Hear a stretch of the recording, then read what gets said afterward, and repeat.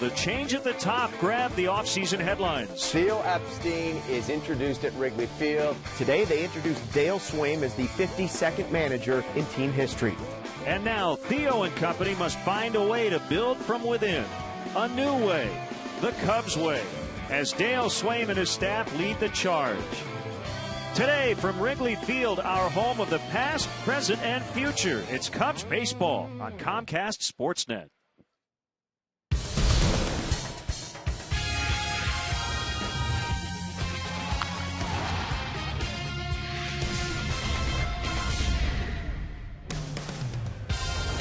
It is a beautiful Easter weekend Saturday from Wrigley Field as we bring you Chicago Cubs baseball on Comcast Sportsnet.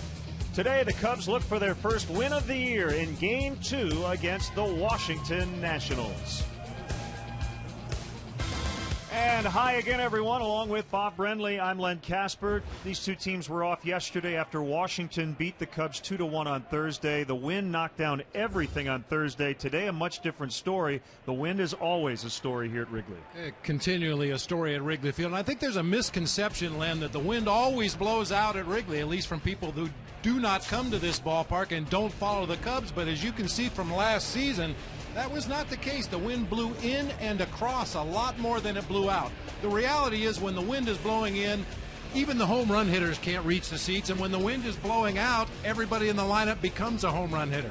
The idea was to build a more athletic team that could score regardless of wind conditions. Good pitching matchup today. Matt Garza was the Cubs' most consistent starter last year, particularly in the second half. Yeah, he was, Lenny. He's got, closer's kind of stuff on the mound. He can miss bats, a good curveball, the elevated fastball, and there's no doubting his competitive nature out there on the mound. Left-hander Gio Gonzalez has been traded 4 times in his career, but that isn't because he isn't wanted. He won 16 for Oakland last year. Won 16 games for a subpar ball club. Really, really good stuff on the mound. Occasionally we'll have command issues, something to watch for in the game today. So it's Garza and Gonzalez on the mound. The ballpark looks great as the Cubs play Game 2 of a 7-game homestand. The righty Garza will start it next.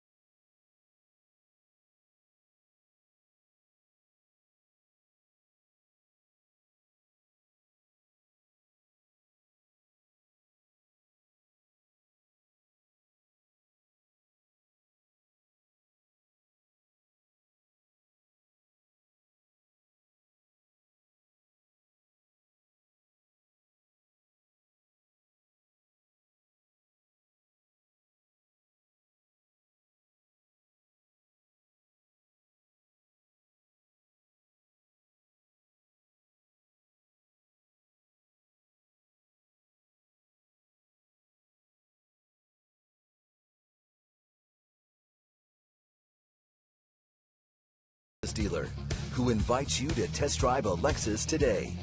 Xfinity, your home for the most live sports.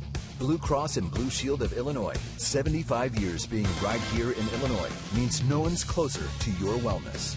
Experience wellness everywhere. Liberty Mutual Insurance. Responsibility. What's your policy? Toyota. Right now you can get a lot for less at your local Toyota dealer. Official partner of the Chicago Cubs. The new wireless receiver from AT&T Uverse. Visit att.com/freeyourtv. Rethink possible. BMO Harris Bank. Helping money make sense. BMO Harris Bank. NA member FDIC. And by Southwest Airlines. Find our fares online only at southwest.com. Well, we're not going to play 2 today, Ernie, but we could. It's a beautiful afternoon here at Wrigley Field. And welcome to the opening week of baseball, presented by Burger King.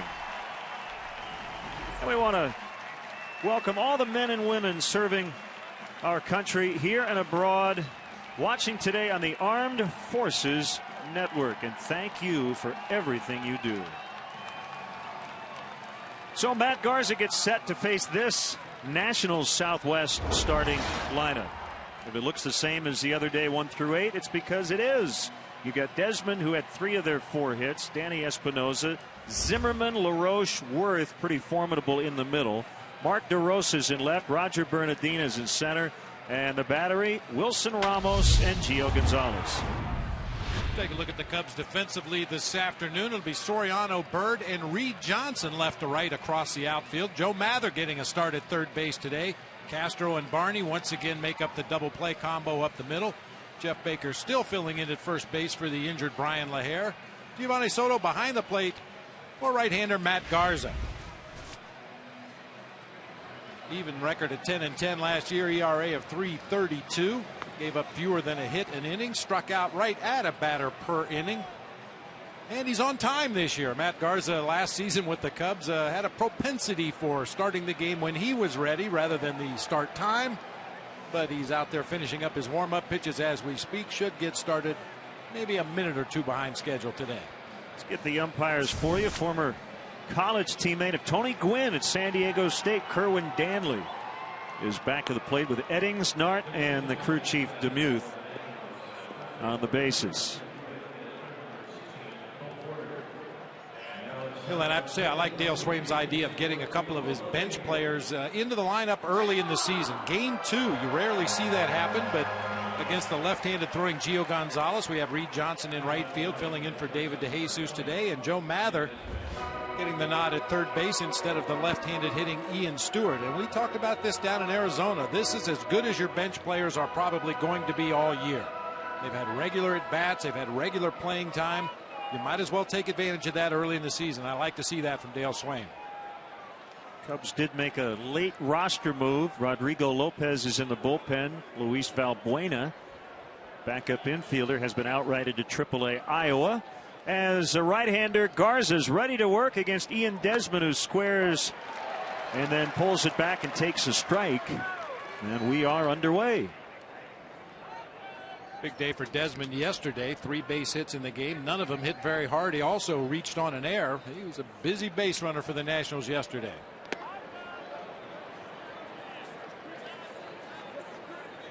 We always say what a difference a day makes, and I guess in this case technically what a difference 2 days make in terms of the weather. It was 41 degrees when we got started on opening day. Temperature up in the 60s today. Desmond, I think he went. He did. Didn't pull it back in time. Doug Eddings confirmed. 1-2. Well, even batting practice was different, Len. Opening day, we watched both teams hit on the field, and it was very, very tough to get anything close to the warning track because of that wind howling straight in from center. But different story today. Balls were flying all over this ballpark and out onto Waveland and Sheffield. 60 degrees and a southwest wind. So at the moment blowing straight out to center.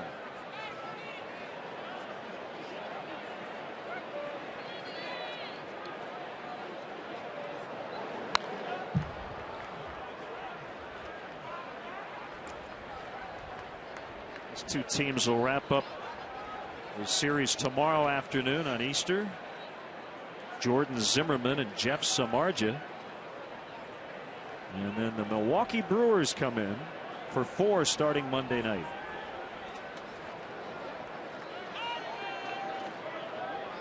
Another 2-2 and a ground ball right back to Garza. Flip to Baker. It's always a little bit of an adventure when he gets into the defensive mix. Last year, Matt Garza committed 7 errors. He had 6 his whole career going into 2011, but looks like he's all right. Sniper got him out there on the mound, went down briefly. You may notice his pants pulled down over the heel of his shoes. Not sure if that was an issue or not going after that ball, but you can see how a guy might trip himself with the pants hanging down over the heels of your shoe.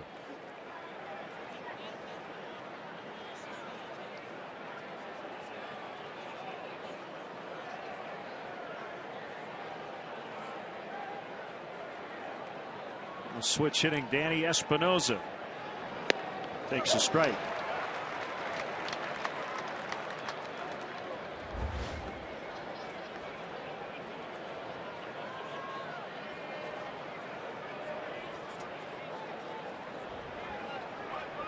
He went 0 for 3 on Thursday. Walked his first 2 times up, and he might be robbed of a hit here. No, didn't get him. Looked close. That ball was ticketed toward left, and Starlin Castro with a diving stop, but it'll be an infield hit. What a play. Boy, what a tremendous play by Castro. Bang, bang over there at first base. How quickly he gets to his feet, plants that right foot, throws off balance across the diamond. Very close, but it looks like Doug Eddings got it right. Boy, when you see a great play like that, you want it to end well. Unfortunately, Espinosa just beat it out for an infield hit. And he's on for Ryan Zimmerman, who is hitting 0 with 0 homers and 0 RBIs.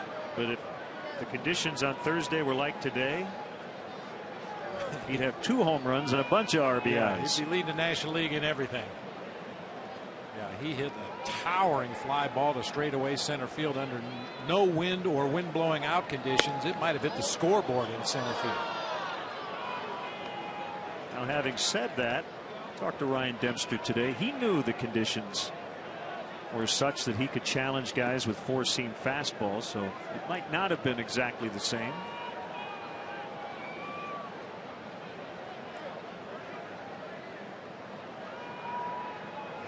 We'll check on Espinosa. I talked to manager Dale Swaim about that very issue this morning. There are some pitchers who don't like to stray from their game plan, from their own strengths. Even on a day when the wind is blowing straight in at Wrigley Field, other pitchers will see those flags. They'll realize that the ball's not going to carry, and they will throw a lot of high 4-seam fastballs and challenge the other team to hit the ball in play in the air. I think it's just a matter of personal preference, although Dale tended to agree with me. You take advantage of the conditions whenever you can.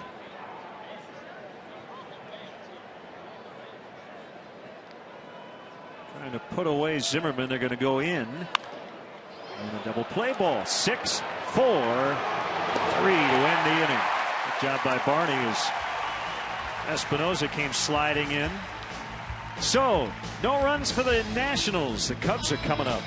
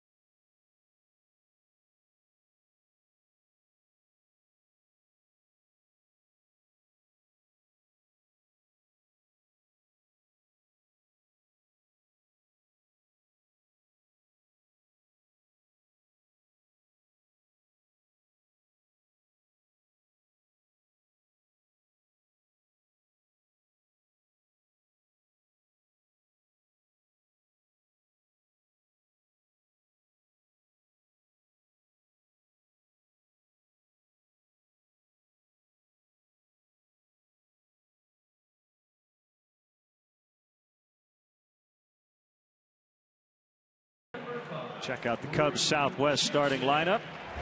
Written out by Dale Swaim. We mentioned Johnson and Mather in the lineup today. Starlin Castro trying to extend a hitting streak that's currently at 12.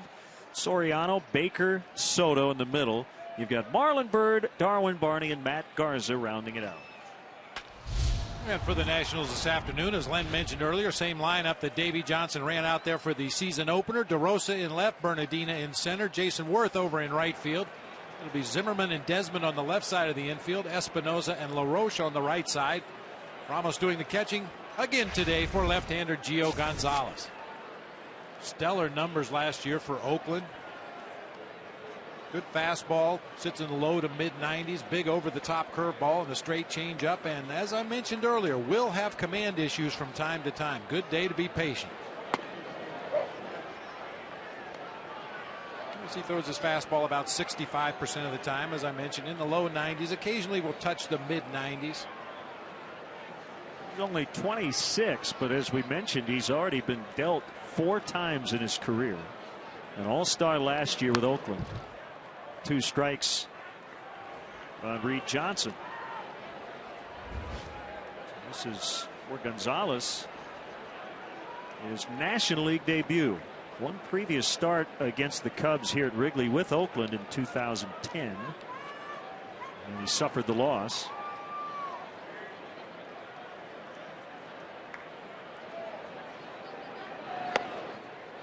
Well, nobody in baseball stands closer to home plate than Reed Johnson. And has absolutely no fear of a pitch on the inside part of the plate. There have been times where it looks like that's exactly what he's looking for. Where's that little elbow guard just in case he can lean into one and get on base. Called strike 3 on the breaker. That's the curve you were talking about. Yeah, that's a really good curveball too when he's able to locate it. Maybe a little up in the eyes of Reed Johnson, but pretty close right there on the 2-strike curveball. That's going to be a key pitch for Gonzalez, no question about it. His fastball is pretty straight. He likes to work it across the top of the zone, and on a day like this at Wrigley with the wind blowing out, he's going to have to use his secondary pitches a lot more, and that curve is going to be key for him. First start as a Cub for Joe Mather, who came on as a pinch runner in the 9th and was part of the key play of the game. Thrown out at home plate by Ryan Zimmerman. He was running on contact as he fouls it off. Dale Swaim explained this as we check out our Coors Light freeze cam. He said he just wanted that ball to be a little to the left or a little to the right of Ryan Zimmerman. Unfortunately, Bob, it was hit right at him. Yeah, hit right at him, and he still made a high throw to home plate. You can imagine if Zimmerman has to move a half a step either direction, that becomes a different play at home plate. But I think given the lack of power in the Cubs offense, especially on a day with the wind blowing in, Dale Swaim's going to take more chances. He's going to be more aggressive on the bases.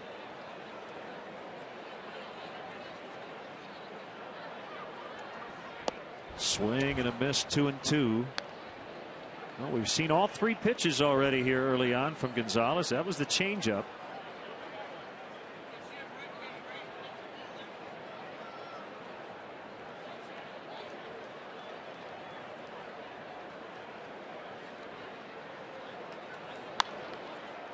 Pretty straight fastball that time and fouled away.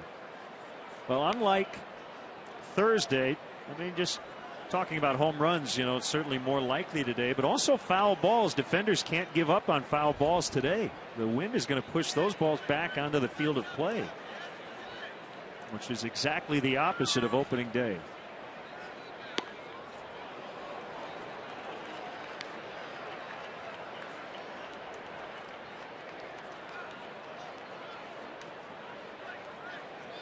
Really, the guy at the plate, Joe Mather, playing third base today, is the only guy in the lineup that maybe would be a little unaware of that fact. Ball 4. And the Cubs have a base runner. Reed Johnson in right field today is well aware of the wind conditions at Wrigley and checks those flags before every pitch. Same thing with Soriano and Byrd in the outfield. Jeff Baker's played enough in this ballpark to understand what the wind or how the wind can affect a ball game, but Joe Mather still maybe in the learning process.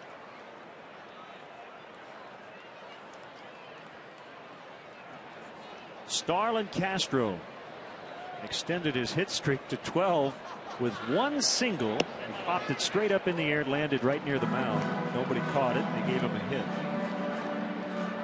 Now, Steven Strasburg, the starting pitcher for the Nationals, who was the closest defender to the ball, he ran away from it like he thought it was going to explode when it hit the ground, and neither of the corner infielders from the Nationals could get there quickly enough.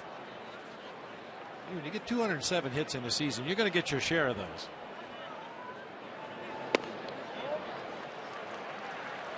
Ramos wanted it, didn't get it. 2-0. And these are the counts you'd like to see Starlin really open up the throttle. And we saw him do a little bit of that in spring training. 2-0, 3-1. Not necessarily getting the desired result in a gapper or a home run, but you could clearly see that he was swinging a little bit harder, letting it out a little bit in these counts.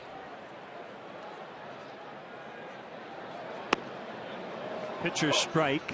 Not one Castro wanted. 2-1. Gonzalez from Hialeah, Florida. That's right near Miami. And the White Sox took him as a 38th overall pick in 2004. Your favorite. He was a sandwich pick. Mather takes off, and Castro floats that one out in the right center, and it's going to drop down. Worked out for Mather. I think that's a nice piece of base running for Joe Mather, Bob, because it wasn't all that clear if Roger Bernardino was going to make the catch, but Mather was in no man's land. Why stop? You're going to get doubled up either way. That's the way most teams teach it, Len. If it's a hit and run play and you're in motion and there's a ball hit like this and there's doubt in your mind, just keep going. I mean, chances are if Bernardino is able to come in and make the catch on that little floater, you're going to be doubled off first base easily anyway. So Mather turns the corner at second base, and the Cubs have it cooking here with one out for Alfonso Soriano.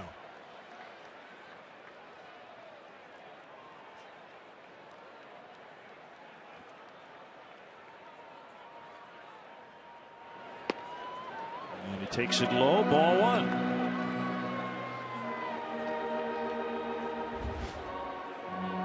The Cubs for three in the opener. They've already made Gio Gonzalez work a lot harder than Steven Strasburg did in his first inning of work on Thursday. A 5-pitch bottom half of the first inning for the Nationals right-hander.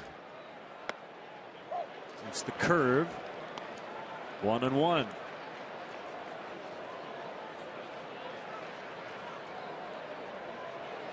I think ultimately Jed Hoyer and Theo Epstein and Dale Swaim would like to have an offense where every hitter that steps in the box sees 5 pitches. At least. Up in the air. Mather's not even tagging. Now he's going to head back, and he'll have to hold as Bernardino bounces it to the cutoff man LaRoche. 2 down.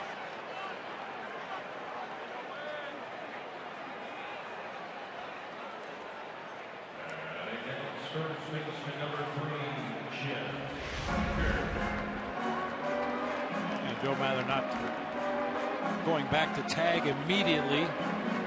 Best chance he has to score on that is if there's some confusion between the Nationals defender and then the ball happens to drop. You go halfway and you score easily on that ball, but no chance to tag and score. A very shallow fly ball to left center. So it'll be up to Jeff Baker with 2 outs.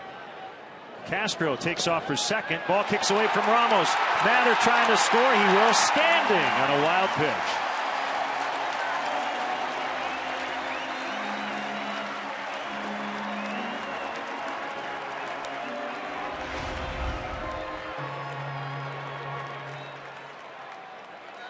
Ramos just tries to pick it clean out of the dirt, hope that he gets a good bounce and can still make his throw to second base, but in his haste that ball kicks over toward the third base dugout, and now they're able to creep on down that line for the first run of the game.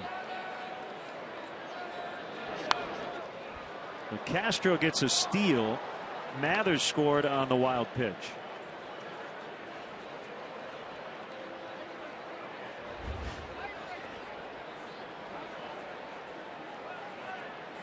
We wondered if Dale Swaim would be as aggressive with his base runners during the regular season as we saw in the Cactus League, and I think we've got an answer 2 games into the season. Well, Castro with a running lead and a swing and a miss by Baker as Gonzalez pretty much ignored him. We'll have to look at the National League leaderboard, but I would guess he leads the league in steals. Well, he had 3 steps toward third base while Gonzalez was still standing on the rubber. Yeah, the mantra really from day one in spring training was if they give it to you, take it. Yeah, and regardless of situation, normally you wouldn't attempt to steal third base with 2 outs in the inning. You're already in scoring position at second base, but especially against a pitcher that's had some control issues, has that big breaking curveball that ends up in the dirt a lot. If you can advance 90 feet and you're sure you can take it, Dale Swaim encourages his players to take it.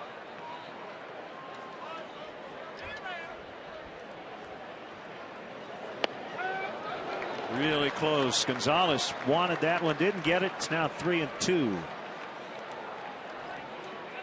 A borderline right at the bottom of the strike zone. Our pitch tracks will show maybe it caught the bottom of the zone. Yeah, if you're Gio Gonzalez, you're saying that's what my pitching coach wants me to do. Throw that pitch down around the bottom of the kneecaps. Good at bat. Second walk of the inning. And now it's Gio versus Gio.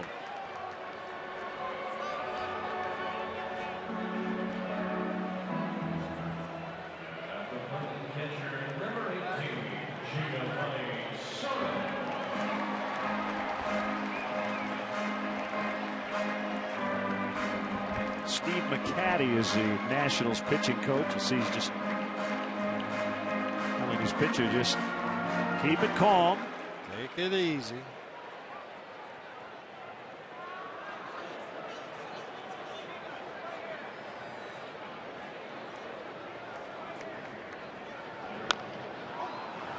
It'll be an easy play for LaRoche, and that ends the inning. Cubs do get a run on a wild pitch and lead 1-0 after 1.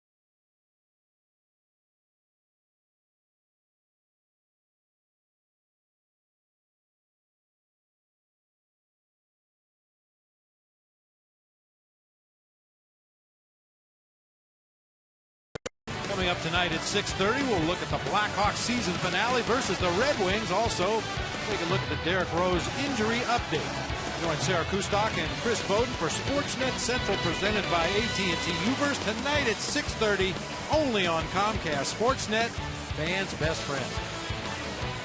And new in 2012 is Cubs Authentics, the premier outlet for special MLB authenticated Cubs memorabilia.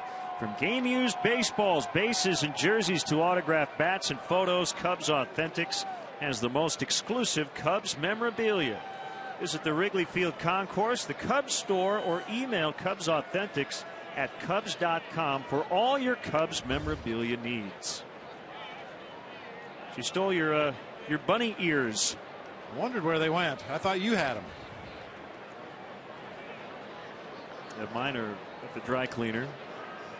And hopefully I'll pick them up after the game. Got to have them for tomorrow morning. Yeah.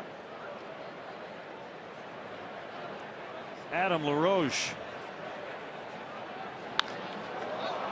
Way up in the air, pretty well hit, but it's going to stay in the yard for Marlon Byrd, who makes a catch on the warning track.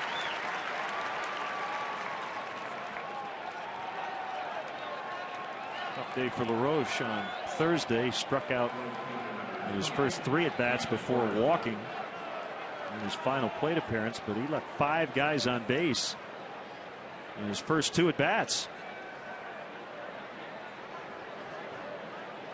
Now Jason Worth, who had another key plate appearance,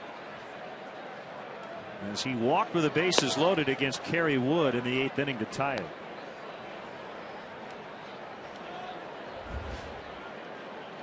And you may remember he started that sequence 0-2.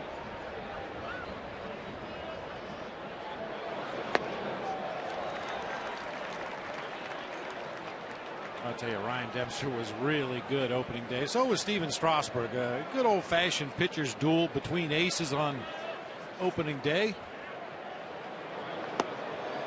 Ooh, a bit of a knee buckler. 2-1.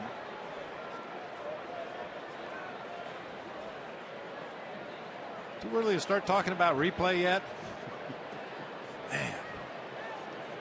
I know it's early in the season for everybody, including the umpires, but we've already seen a bunch of missed calls, some that could have very easily influenced the game. Dempster was brilliant. First Cub since Lon Warneke in 1934 to hit double digits in strikeouts on opening day.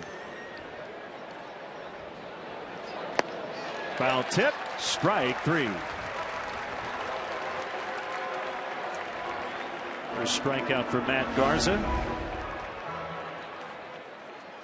Not always an easy thing to do, to expand the strike zone on Jason Worth. He's got such long arms, long swing, can cover that outside part of the plate, but just enough movement on that slider low and away to get the swing and a miss. The former Cub Mark DeRosa always gets a good hand when he returns to Wrigley.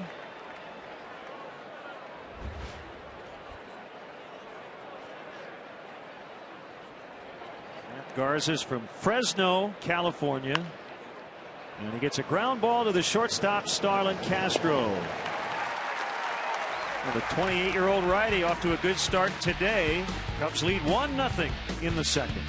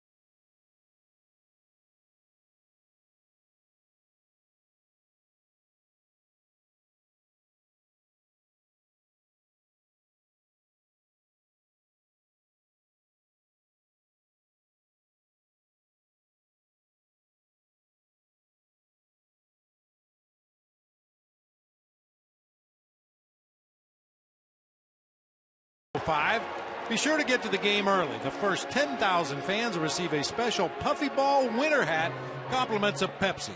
For more information or to purchase tickets, visit Cubs.com. Hopefully you won't need that hat after you get it for a few months, but it's good to have it handy here in April. Save it for opening day next year. Marlon Byrd leading off the Cubs second against Gio Gonzalez.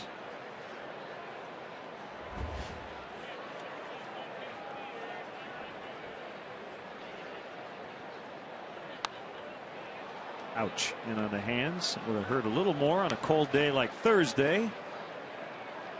He scored or knocked in rather, the only Cubs run on Thursday.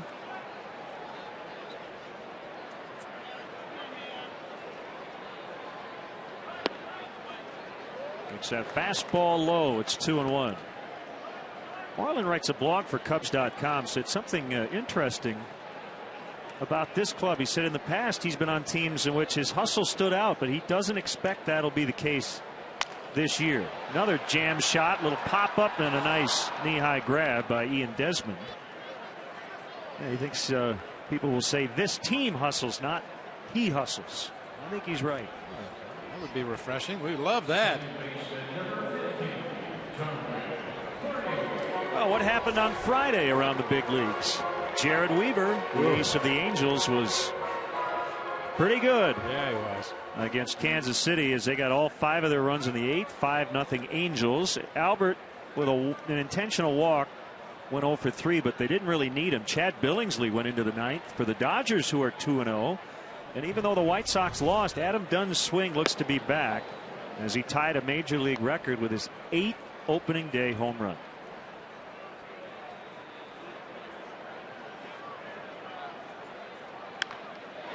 Darwin Barney shoots one into left.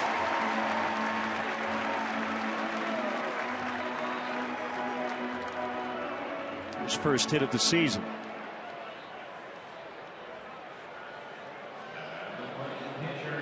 Now Matt Garza, his manager said the other day, you know, if he can improve his bunting, it can help him maybe get an extra inning on the mound. If you help manufacture an extra run, you never know. We talked briefly opening day about the Cubs bunting competition in spring training, a 64 team very similar to the NCAA basketball tournament, ultimately won by David DeJesus. But the idea just to get guys to start thinking along those lines, how important a bunt can be in a big league game, especially if you're a pitcher. And buy you that extra inning of work out there on the mound, turn it from a loss into a no decision or a victory. Manager doesn't have to waste a pinch hitter off the bench in certain situations if he's got confidence that, in this case, Matt Garza can get a bunt down. And we talk about pitchers doing all the other things, fielding their position, holding runners close, swinging the bat, getting down bunts. All those other things are going to be very important for this year's team.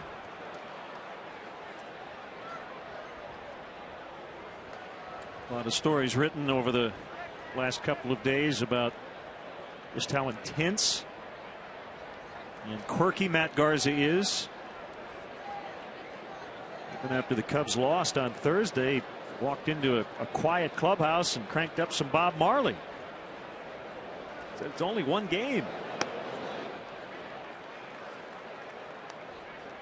And now he'll go down and chat with Pat Listash.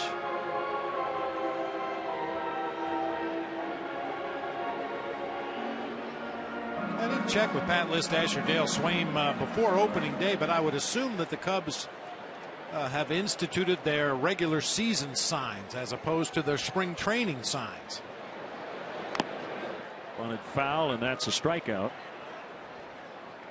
I mean, during spring training, the signs are very elementary.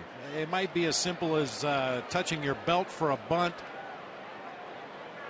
touching your sleeve for a steal, something very, very simple. But once the regular season starts, they become a little bit more complicated, a little bit more involved. You have indicators and on-off signs and all different kinds of ways to try to deceive the team in the other dugout. So a little doubt there between Listash and Garza. So when in doubt, talk about it.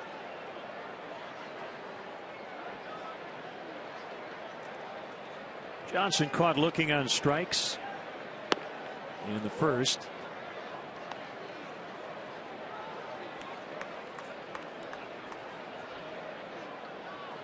Going back to yesterday's action. What a game in St. Pete as Rays got a game-ending RBI single from Carlos Pena, the former Cub, in the bottom of the ninth. What a day he had. His first at bat resulted in a grand slam. So let's see, that was off Sabathia, and then the game-ending hit was off Mariano Rivera, who's now 60 for 62 all-time in save chances against the Rays. How about that? Half swing by Reed, 1-1.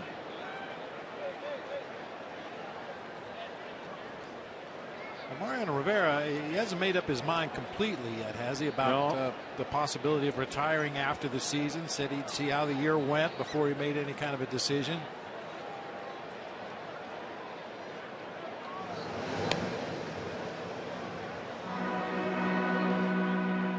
Well, you get the impression, and it's justified, that he'll be the closer for the Yankees probably as long as he wants to be. No doubt.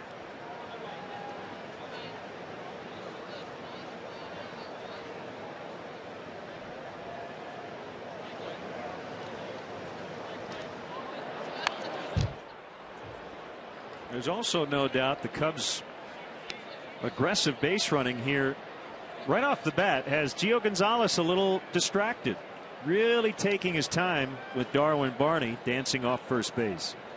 And that's half the goal, isn't it, with base running, is to get that pitcher to think about you. Yeah, be a distraction. He'd possibly make a mistake on the pitch to home plate, and Reed Johnson can do some damage.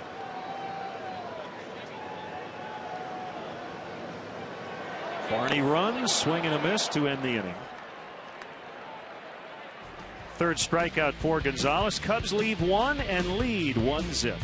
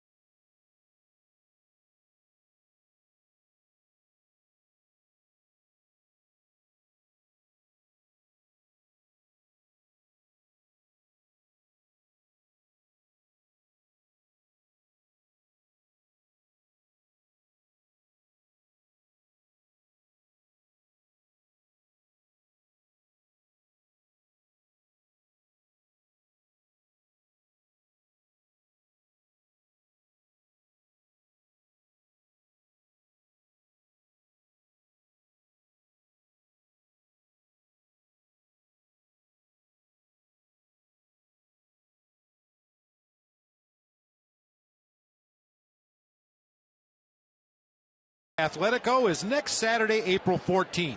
Starting at Clark and Addison, you will run through the Wrigleyville neighborhood, along the Wrigley Field concourse, and finish under the famous marquee. This year, runners who raise $1,000 or more for Children's Memorial Hospital will run a post-race victory lap around the bases. To register, visit racetowrigley.com. Stay tuned for a sneak peek of the Three Stooges, the movie. Hello. Later in the game. Hello.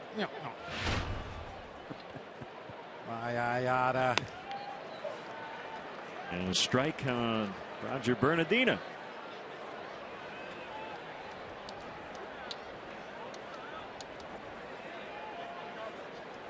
Hitting 7th in the Nationals lineup, and he bounces one to first. Jeff Baker will beat him to the bag. Speaking of first base, Brian LaHare hopefully will be in the lineup tomorrow against Jordan Zimmerman. Still battling the back stiffness, but everything checked out okay today, and he's available to pinch hit. Yeah, I saw Brian running the bases during batting practice, took a round of batting practice himself, and It looks like he's very, very close. As you said, available to pinch hit today, ideally in the lineup tomorrow.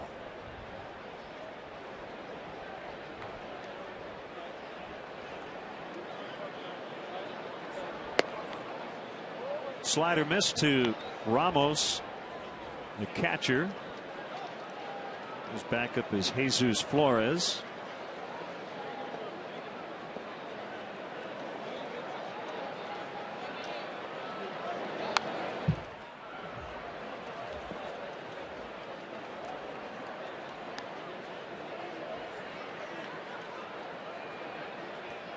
Not blowing as hard as it was earlier, but what wind there is still blowing straight out.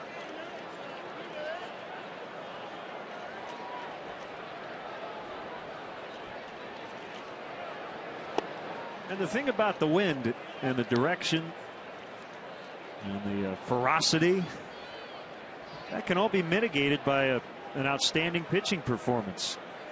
You can get people out when the wind blows out here.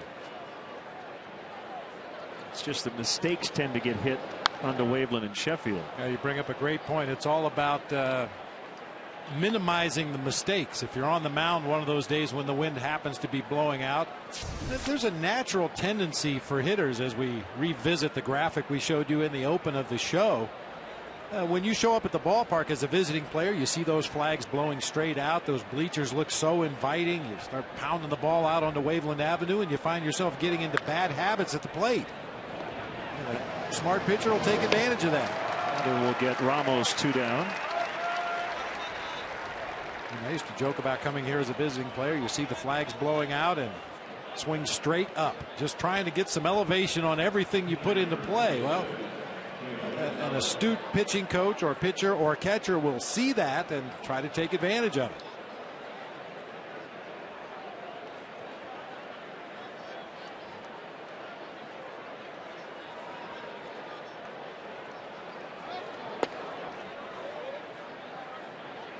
Gonzalez, a right-handed batter, hasn't done this a whole lot.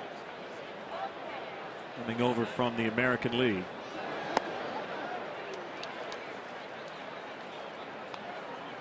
He's operating on that theory that a lot of pitchers that come over from the American League swing hard in case you hit it.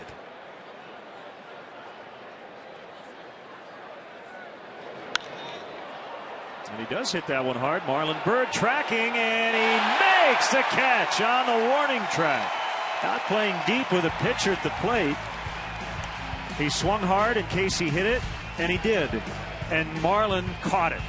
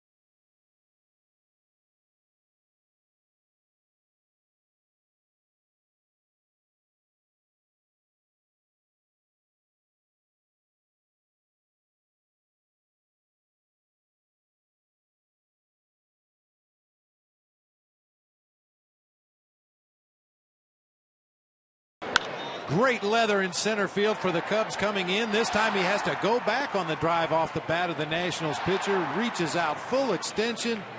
Nice catch to end the inning. Would have been the first career hit for Gonzalez.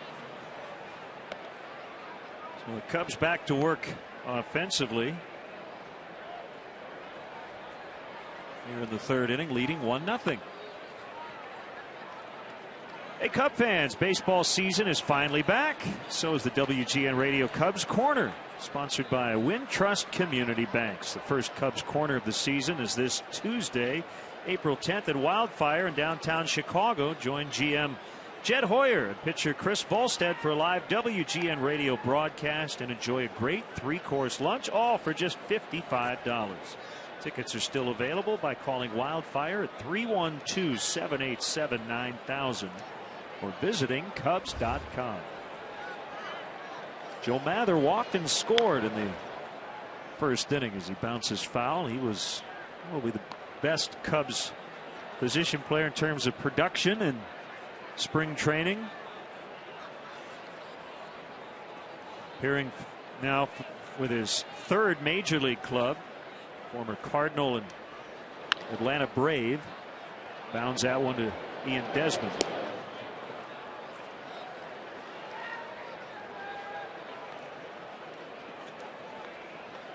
Still can't get over the physical resemblance, at least the body style, between Joe Mather and Jason Worth out in right field for the Nationals. Noticed it right away in spring training. Both guys long and lean. Long strides on the bases. And Joe's hair was a little bit longer when spring training opened, made him look even more like Jason Worth.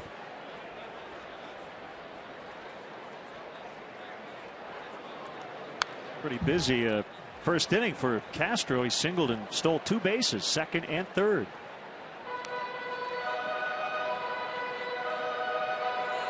He's got those young legs. Yeah, he does. Just turned 22 last month. And that was just on the offensive side in the first inning. Defensively made that great play in the hole, threw just a tad late at first base to get Danny Espinosa, but then promptly started a double play to get the Cubs out of the inning. Busy first inning for Starling.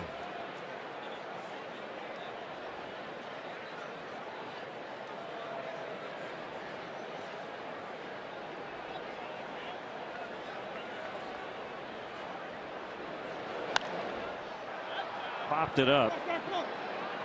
And it'll be Worth.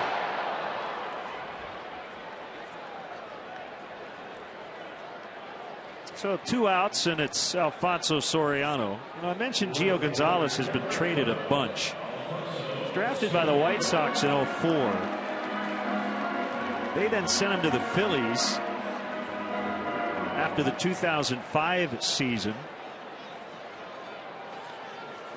He was a player to be named later in the Aaron Rowan, Jim Thome deal.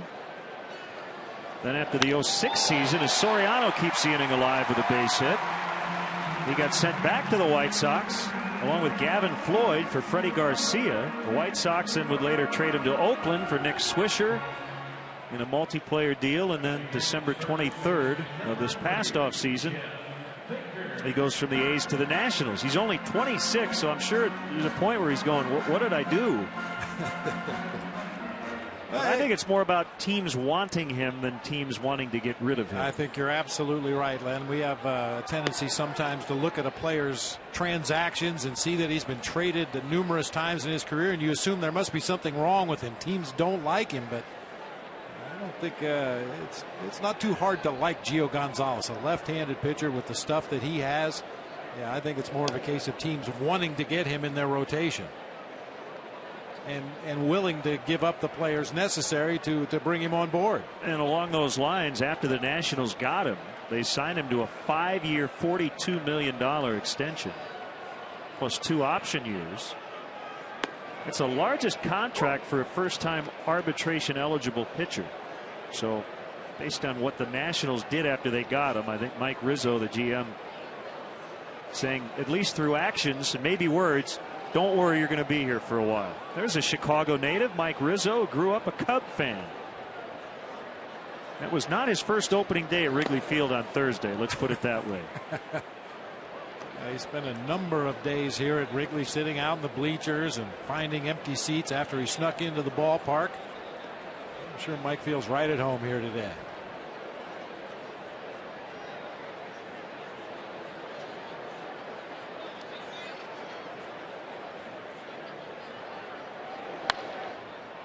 Baker went after the high pitch and sliced it out of play.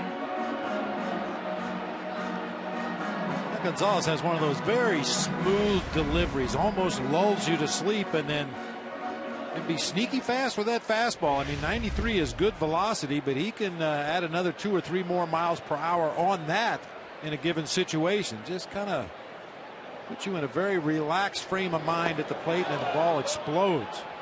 Baker couldn't hold up on the curveball, and that'll end the inning. 4 punch-outs for Gonzalez. Cubs lead 1-0 after 3.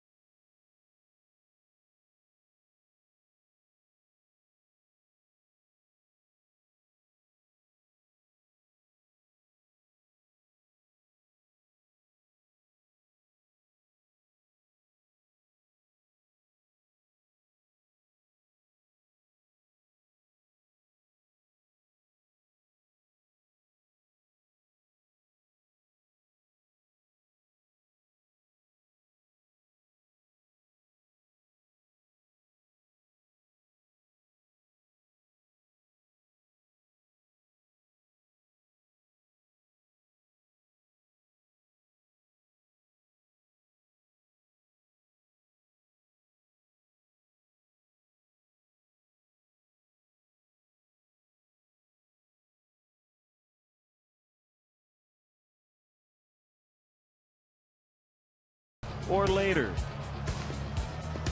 Bob has been boning up on trivia questions and answers for the last, 5 or 6 months. Here we go. You ready? 5 or 6 minutes, yeah. AT&T Mobility Trivia. Prior to returning to the Nationals as a manager last year, Davey Johnson last managed the Dodgers in 2000. What's the longest span between managerial jobs? That's a good one. Just trying to think of some of the managers over the past 10 or 15 years who went a while in between jobs. As Matt Garza will face Ian Desmond. He has faced the minimum through 3, only 1 hit for Washington. I say Frank Robinson went a while between the Orioles and the Expos. Jack McKeon, although he had that stint with Florida in the early part of the last decade.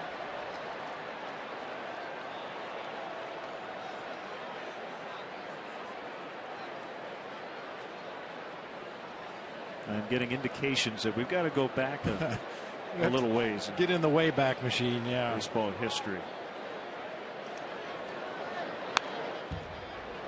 Well, that's too bad, because I thought your Frank Robinson gets had a chance there, but apparently not.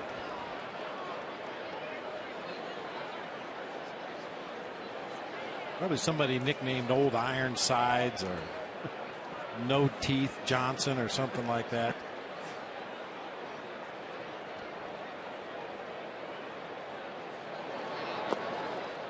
Low and in.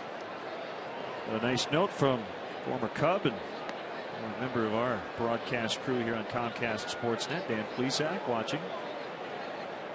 from New Jersey. Does a great job with the MLB Network.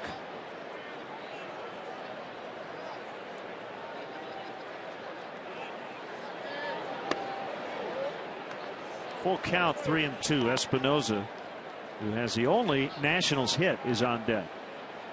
Speaking of former Cubs, had an opportunity to catch up to Mark DeRosa and Chad Tracy and Xavier Nady. It was like a turn back the clock day with former Cubs over in that first base dugout today. Tom Gorzolani is in their bullpen.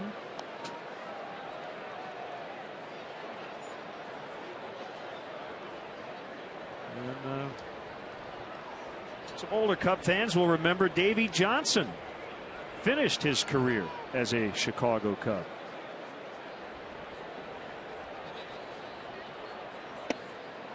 Ooh, close, didn't get it. Ball 4. That's the first walk issued by Matt Garza, leadoff walk. Well, I'm not a big fan of the saying that, well, at least he's consistent. Kerwin Danley has not called that bottom of the strike zone for either starting pitcher in this game, but a good looking pitch right at the bottom of the kneecaps that time. I mean, just because you're consistently calling a pitch a ball or a strike doesn't make it a ball or a strike. Pitcher winds up and throws one off the top of the backstop and the umpire calls it a strike. That doesn't mean, well, I have to adjust to his strike zone. Well, the strike zone's in the rule book. Well, it took us till game 2 in the 4th inning for you to get your dander up. I've been biting my tongue since October. Well, I am encouraged as Espinoza shows bunt, pulls it back, but had it out there just a little bit too long. I am encouraged that Major League Baseball is looking into the possibility of adding more instant replay. I know that there's a lot of traditionalists, and I used to consider myself a traditionalist in this game, but with the technology we have available nowadays, it's conceivable that we're not too far removed from a ball game where every call is 100% right. Can't wait. You know what I think part of the deal is? I think getting the consistent technology to be in every ballpark for every game. That's number one. Number two, I think the umpires will be on board because I think we're also headed toward a 5-man crew for every game with one umpire in the booth upstairs looking at those replays. That creates jobs. That's a good thing for the umpires.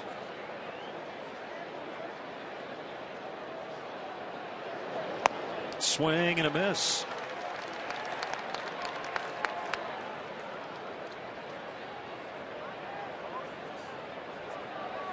And there's always arguments about the various pitch tracks. Are they really accurate? Does the strike zone move depending on the height of the hitter and where he stands in the batter's box? And those are all details that will have to ultimately be worked out to everybody's satisfaction. And I think another issue, Len, and we talked about this briefly last year, the idea of a continuation play. What do you do if there's a missed call at first base, but there were runners on base when the play started? Where do you place those runners depending on situations? And a lot of that still needs to be discussed and worked out, but I think we're moving in the right direction. Espinoza pulled that one way foul. Well, I'm with you on part of it. I don't think balls and strikes will ever be called by a computer or a camera. I know you'd go that far. I think about as far as they'll go would be the guy catches it or traps it, fair, foul, maybe even a tag play to base, throw to first, that kind of thing. I'm not so sure about the strike zone, but we'll see. That's the easy part.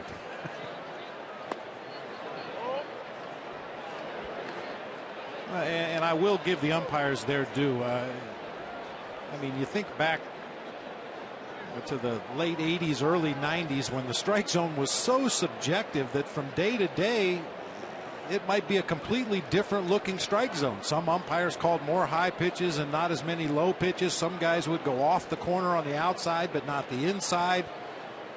And, you know, certainly umpires are individuals. They all have their different ideas, but it just got to the place where every day the strike zone was different, and hitters were having to make adjustments. Pitchers actually had to talk about the umpires in the advance meeting, who's going to be behind the plate on the day that I throw and what kind of zone does he call. I don't think that should be necessary. Second strikeout for Garza. Well, I know you keep a book on the home plate umpires, and you're always right on. I mean, the scouting reports in terms of what guys tend to call and not call, are usually right on the mark. So you're right, they are humans and they do have tendencies.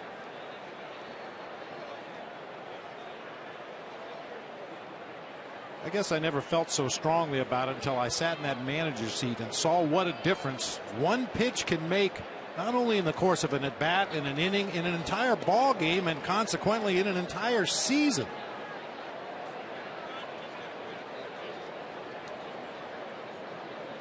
And now certainly replay could go against you as well, but I think I'd rather be right than win because somebody got something wrong.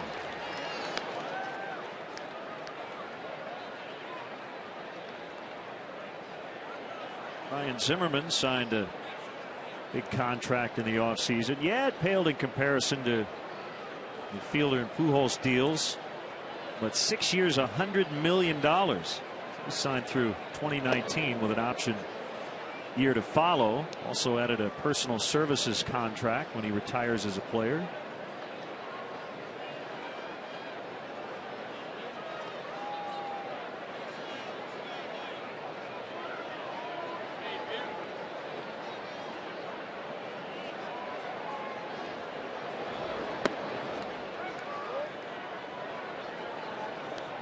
Because the Nationals came from Montreal when MLB owned the team, I kind of think that they don't spend a ton of money, but that really has changed.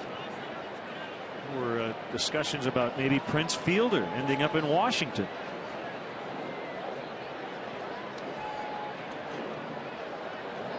I think the biggest key among all of the things they've done to improve their club is they didn't miss on one #1 overall pick, the guy we saw on the mound Thursday, and I doubt they missed on the other one, and Bryce Harper, who's only 19 and may be in the big leagues this year.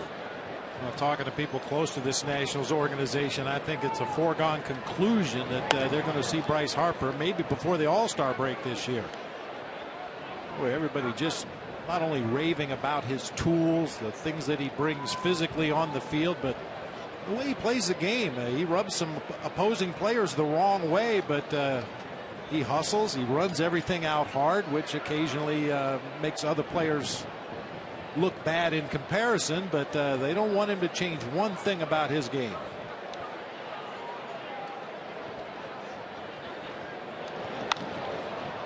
Zimmerman pops into right, and Reed Johnson will make the catch as Desmond tried to scamper back to first and tag, but he'll hold there.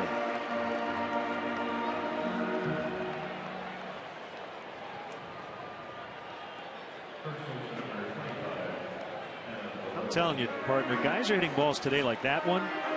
If Ryan Zimmerman had hit that ball Thursday, I bet Reed Johnson catches that ball 100 feet from the warning track. Darwin Barney may have ended up catching that ball. Yeah, it's remarkable from day to day, the changes in the ballpark, and if there is a home field advantage to be garnered from playing 81 games here at Wrigley Field, it's that you should know better than the opposing team how much that wind can affect the ball in play.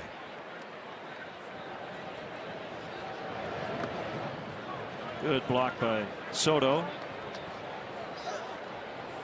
I remember very early on in his time here with the Cubs, Mark DeRosa quitting on some foul balls over on the first base side of the field a little bit too early. The wind pushed him back very near the field of play, and all it takes is one.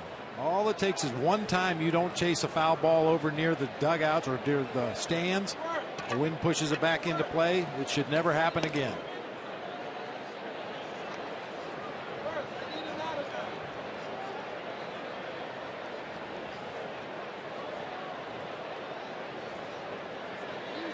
All the talk about the wind, and we've had very little since the first pitch of the ball game. It was really gusting during batting practice this morning. I I just think with the dimensions, 368 to the alleys here.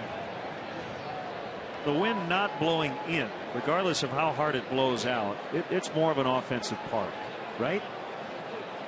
In a neutral setting with the dimensions, I think it does favor the hitter a little bit. I would tend to agree with you. But then you add, 15 to 20 miles an hour out of the southwest on June 10th. And you get the 23-22 type game every few years. Well, not to mention the new infield surface here at Wrigley Field.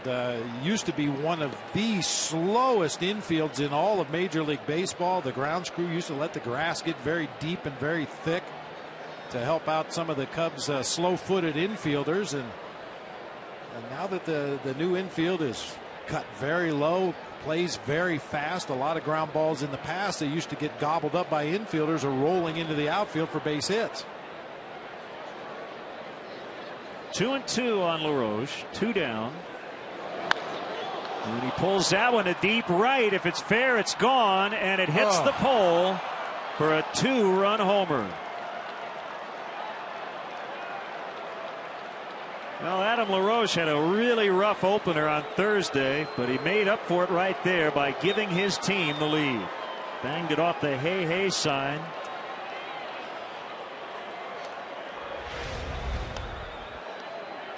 All right, picks on a fastball up and in.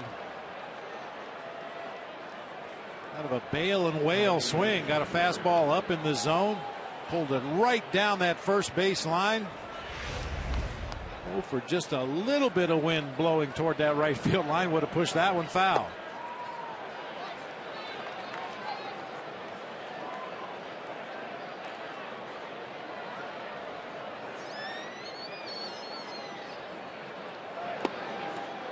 Quickly 2 strikes on Jason Worth.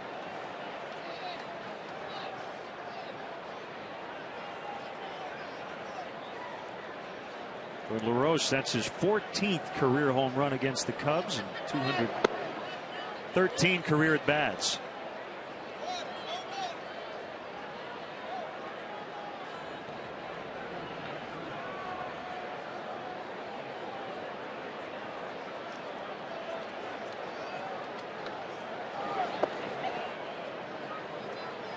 Adam LaRoche was the topic of one of my This Day in Baseball history. Back in 2004, he got the first 2 hits of his career in 1 inning. Playing for the Braves, it was an 18-10 victory over the Mets. He singled and doubled during a 33-minute 4th inning. Hit hard on the ground, but gobbled up by Barney.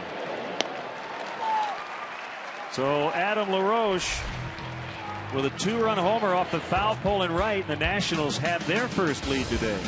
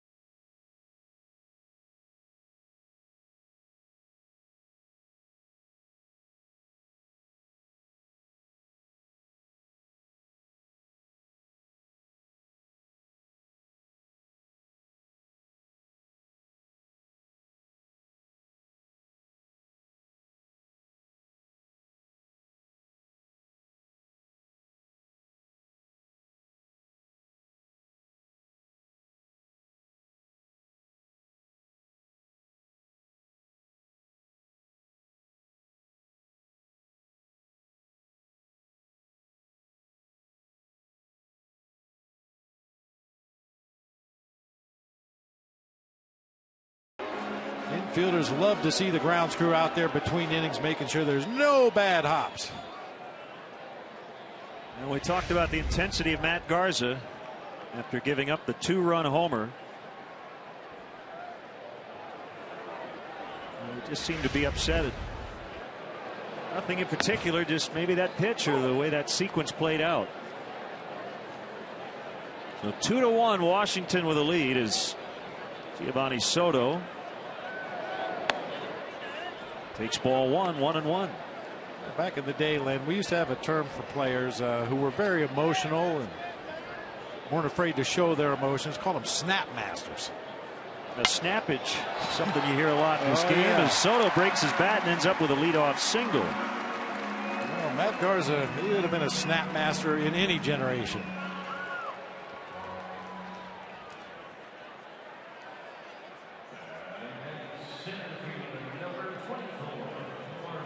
I don't think any manager or coach or teammate cares. You know, if you've got some blood boiling, you're upset about something, get it out of your system, regroup, refocus, and go back out and do what you have to do. We've all been there. And he may come up to the plate here in this inning. Well, he's in the hole with Barney on deck and Marlon Byrd at the plate.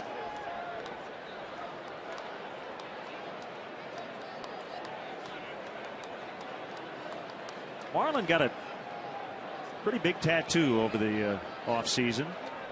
Takes up his entire right forearm. It is a Teddy Roosevelt quote from 1910. You know, it's the one about the critic not being the one who counts, but the man who's actually in the arena. And it's something he would read every year. And now he doesn't have to open a book or look on the internet.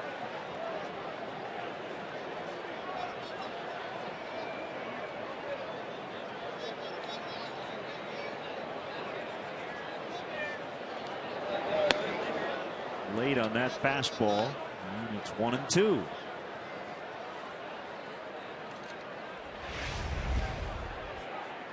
Gonzalez going away from what he usually does. He's been working down low in the strike zone a lot with his fastball today, perhaps because of the wind conditions, but elevates one right there to Marlon Byrd to get the swing and a miss.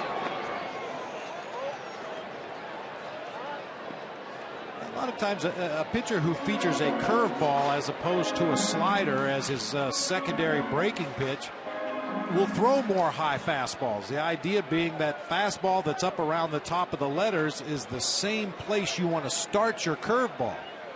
You want to make those pitches look as similar as possible when they're leaving your hand.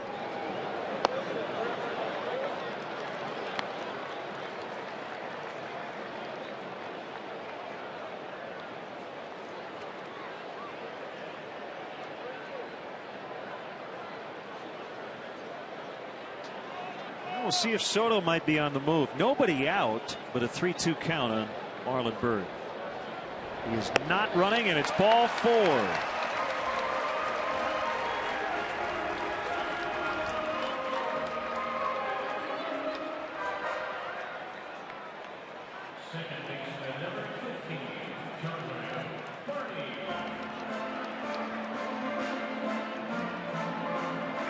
Where you'd like Darwin Barney to make something happen, because you do have the pitcher next on deck.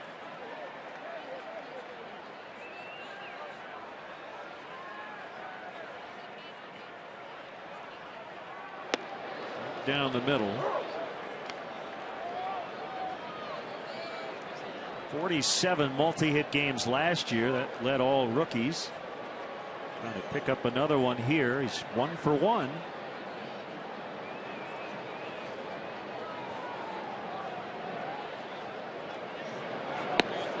Straight year Barney has been the opening day second baseman. Last year he was the first Cubs rookie to do that since Manny Trio, 1975.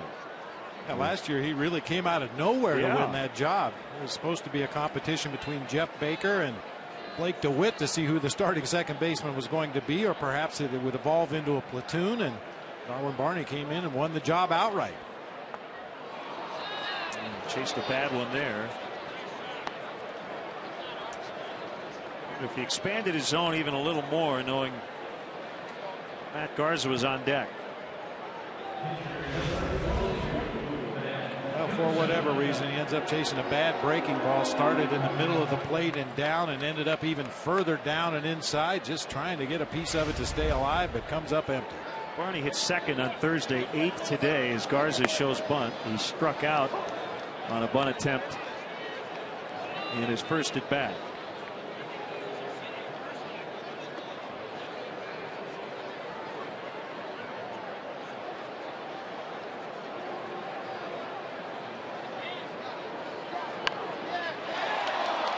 Came back up and I think hit the bat, so it's foul. No matter what, 2 strikes.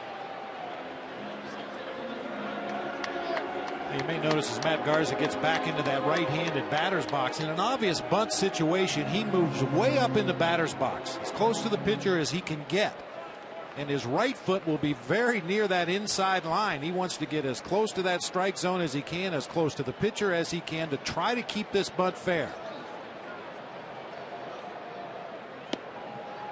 Curveball misses. 1-2. Now, normally when a batter goes up to the plate to swing the bat, especially a pitcher, they try to get as deep in the batter's box as they possibly can to give themselves as much time to see that pitch and get the bat into the hitting zone. But in a bunting situation, he does just the opposite. That's foul, and he strikes out for the second time. I'll give Gonzalez 6 strikeouts today. And it'll be up to Reed Johnson.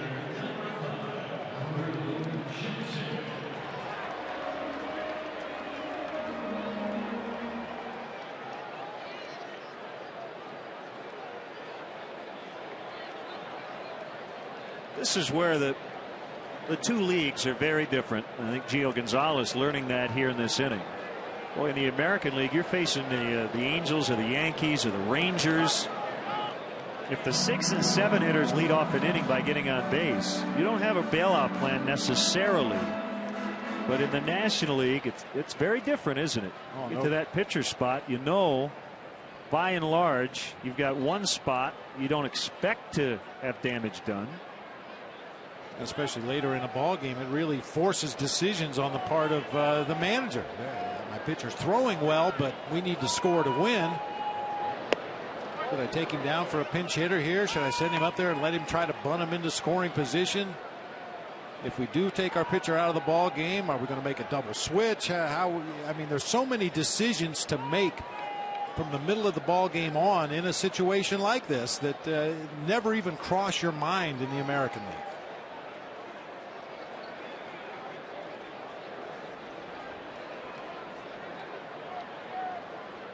Hitters count here for Reed Johnson, and he punches that one down the right field line, and it's going to get down. It's going to roll for a while. Soto scores. Bird is in. Johnson to third. Cubs lead on a 2-run triple.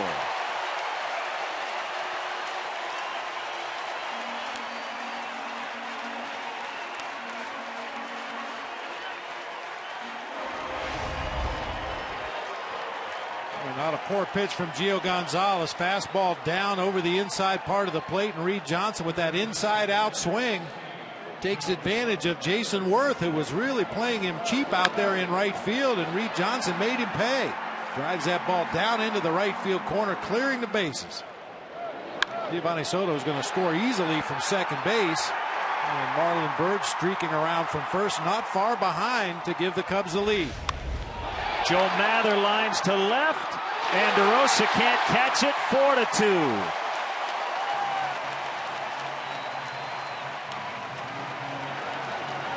So the bench guys getting in the lineup today and doing some damage here in the 4th inning.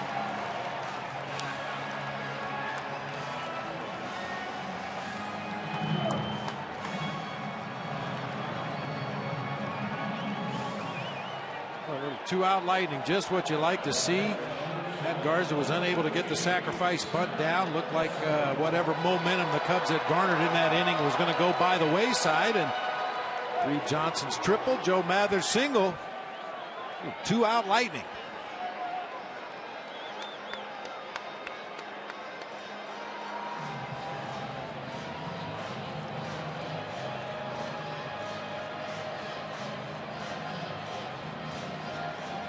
Stammen quickly getting loose in the Nationals bullpen as Steve McCaddy talks it over with Gio Gonzalez.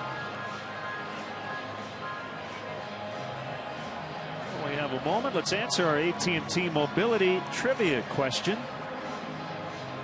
Davey Johnson returned to a big league dugout last year for the first time since 2000. Well, the question is, it's the longest span between big league managerial jobs. That was my next guess. Bobby Wallace. 25 years in between stints with the Browns and the Reds.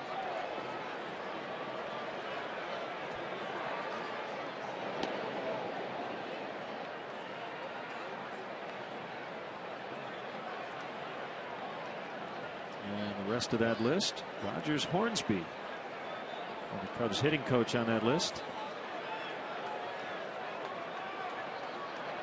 Wow, 25 years.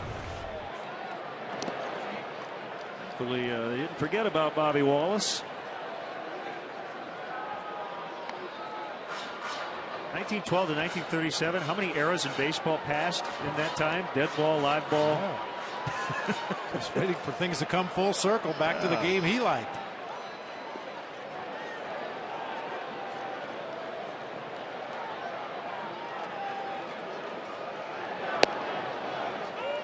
Two 2-0 on Castro. Well, Gonzalez did get through the bottom of the order after the first two men reached, as he struck out Barney and Garza, but the guys at the top doing the 2-out damage. 2-run triple by Reed Johnson and the RBI single by Mather. And a base hit rolled into left. Castro's 2 out of 3.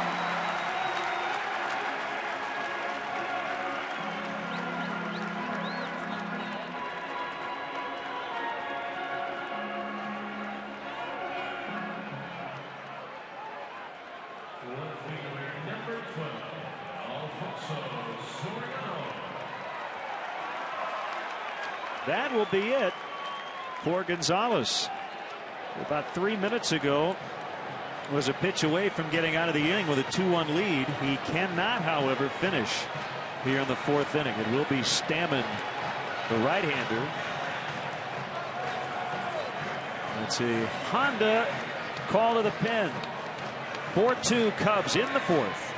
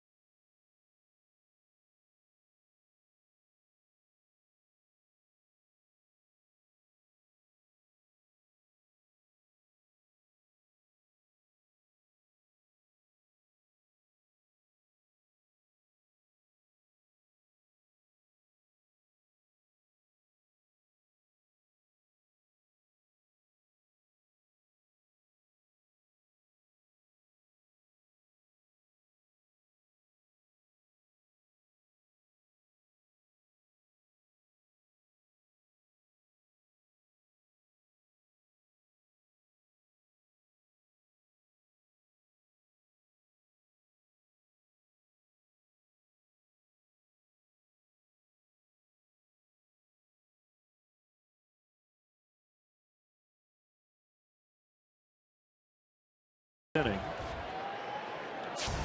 Right-hander Craig Stammen is in. A couple of different stints with the Nationals last year, limited both times, but good numbers while he was in the major leagues. Fastball, curveball, slider combination from the right-hander.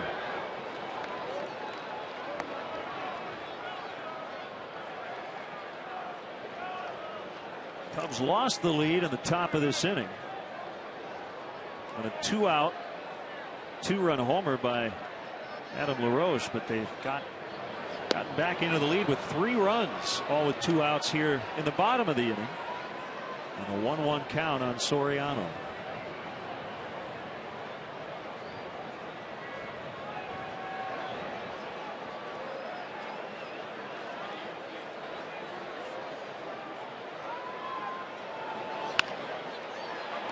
Zimmerman will take the shortest route, and that's third base to force Joe Mather.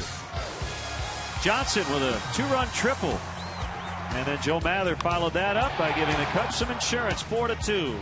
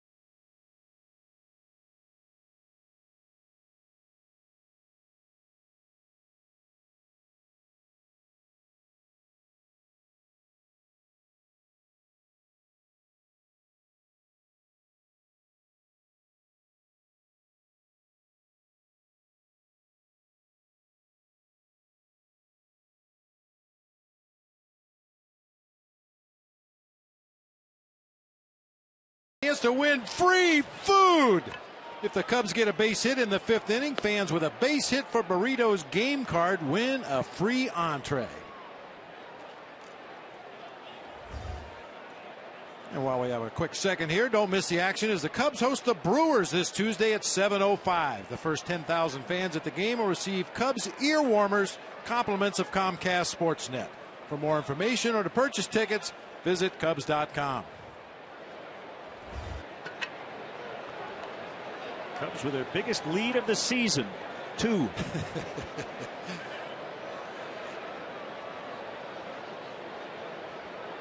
The Rosa, Bernardina, and Ramos against Matt Garza has the lead again.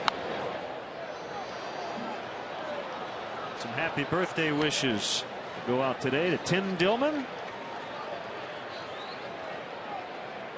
Mike Hartenbauer, happy birthday. Our associate producer Tamara Anderson, her brother Terry, happy birthday. Called strike. And it's 0-2.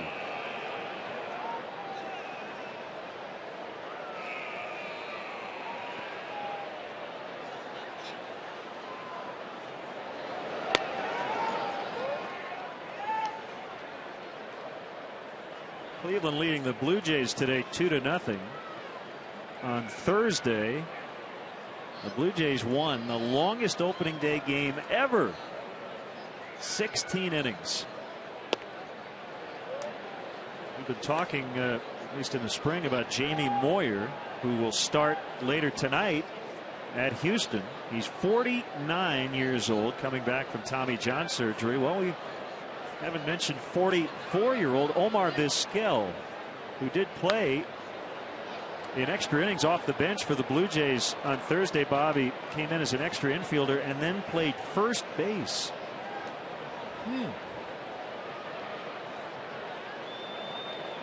2-0 again Cleveland. They're in the 6th inning today.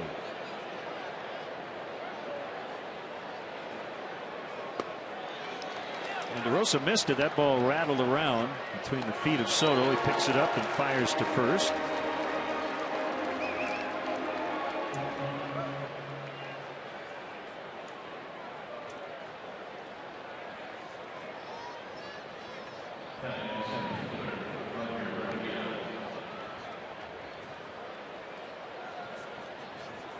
don't know if there's any panic necessarily, but the Miami Marlins are 0-2. They go into their game against the Cincinnati Reds tonight. They have 7 hits in their first 2 games, hitting 119 as a team.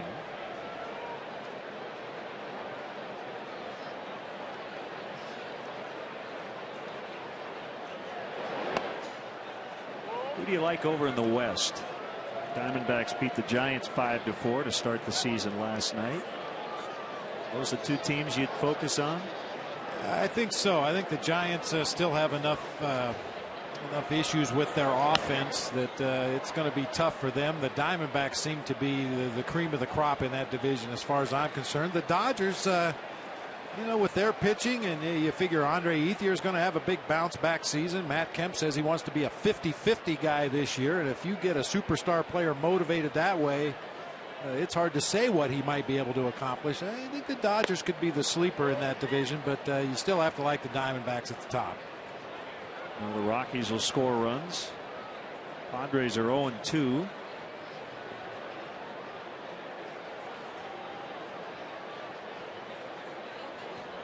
Two-1 on the way to Bernardina.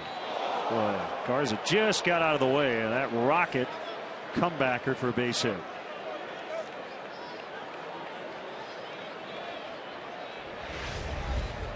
We talk a lot of times about a guy who does miss a lot of bats, doesn't always anticipate the ball coming back at him. A sinker ball pitcher, that's a whole different story. You expect a lot of balls to come back your way on the mound, but Matt Garza gets very few line drives right back through the pitcher's mound, and fortunately that one was off to his left enough that he didn't get struck by that line drive.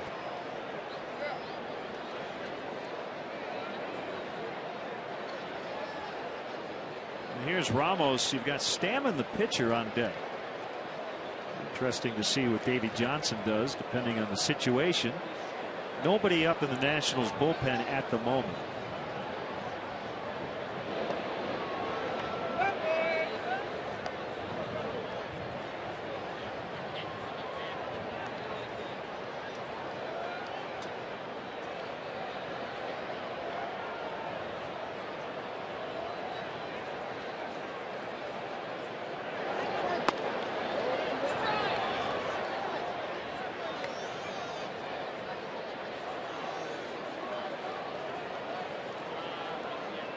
Mets lead the Braves 2-0. They're in the 5th in New York.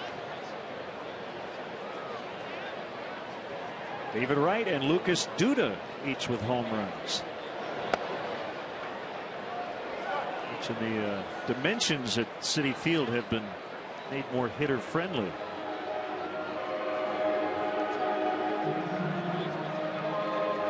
Nationals will find out starting, I believe, Monday. Their series in New York starts against the Mets.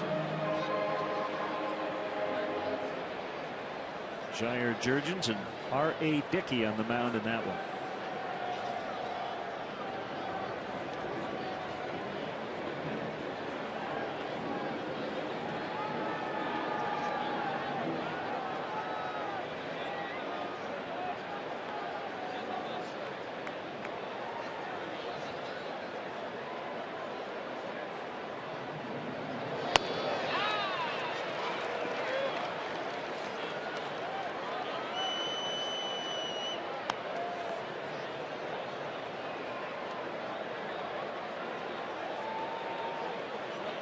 Garza won his final 4 decisions last year. His post All-Star break ERA was the 7th best among all starters, 2.45, as he settled in as a Chicago Cub.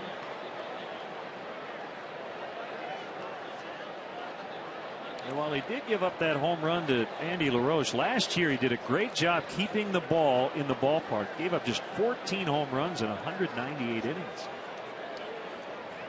Cut his home run total in half from the year before, which is highly unusual for a guy who considers himself a power pitcher. I would have to classify him a power pitcher. Throws a lot of high 4-seamers, big curveball. His slider is much improved, a pitch that he really has a lot of confidence in now. But usually those top of the rotation power pitchers are going to give up their share of home runs just because of the nature of their stuff and their aggressiveness out there on the mound.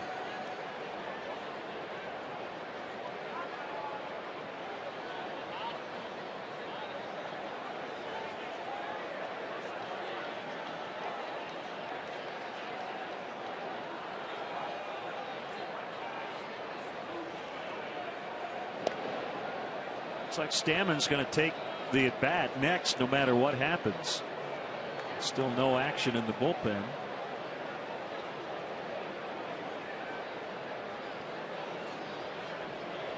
Well, Stammen's a career .500 hitter.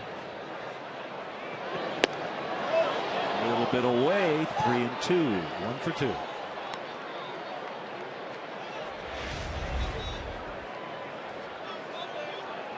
Just off of that outside corner, good location. And occasionally you'll get that call from the home plate umpire, but as we documented earlier in the game, Rowan Danley not giving much down there around the knees. Medina has expanded his lead a little bit at first. Garza keeping an eye on him.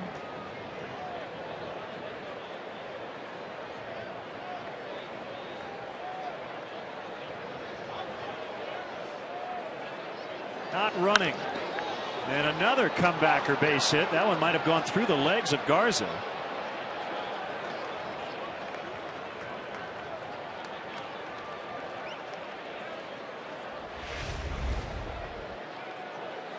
Middle of the plate fastball, this time a hard ground ball. Looked like it just did sneak between the wickets there as Garza completed his follow through, ends up with his back facing home plate. Once again, fortunate he didn't get hit with that comebacker.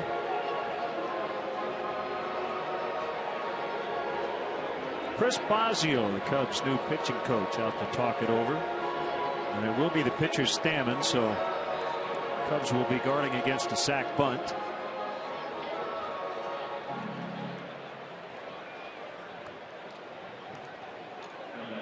Swing flashing signs to Joe Mather at third base, who's responsible for giving the signs to the rest of the Cubs infield, letting them know exactly which bunt defense play the Cubs are going to run here.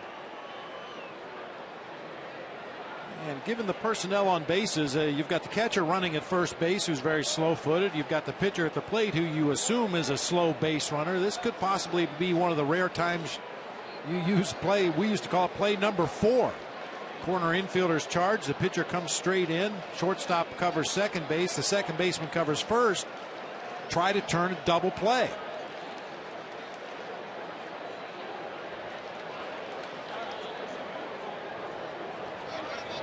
We've been talking about the wind all day. It has started to slightly shift. Let's say the temperature as the bunt is popped up and Garza lost his footing and lobs it over to Darwin Barney at first. Boy, it has been an adventure out there for Garza. It's the second time he's lost his footing, this time on the grass in front of the mound. Once again, that follow through that carries him over toward first base. He had to cross over to go after that little popped up bunt. You could clearly see he had a play on the lead runner. The runners had to freeze when they saw the ball in the air. You can actually see Bernardino's helmet at the bottom of your screen. He was headed back to second base. Garza had plenty of time to get the lead runner at third. But the rule of thumb in any sac bunt situation is make sure you get an out. The Nationals are willing to give up an out right here. Make sure you get an out. Matt Garza didn't want to take any chances, just tosses on to first for the sure out. Dale Swayman, Cubs head athletic trainer Mark O'Neill came out to check on Garza. And talking about that wind, Bob, it's really now coming out of the southeast. It's not blowing in, but I think the temperature feels like it's dropped a few degrees. I mean, it was blowing straight out to center when we started today. So not only daily changing conditions, but hourly.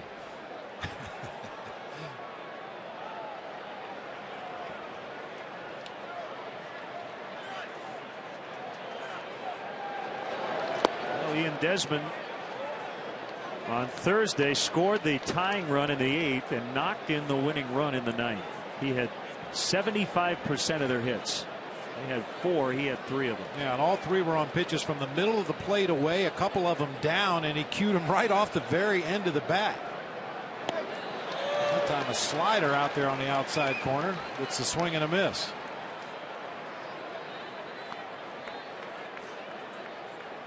Not the prototypical leadoff guy. He's very aggressive, doesn't tend to walk much.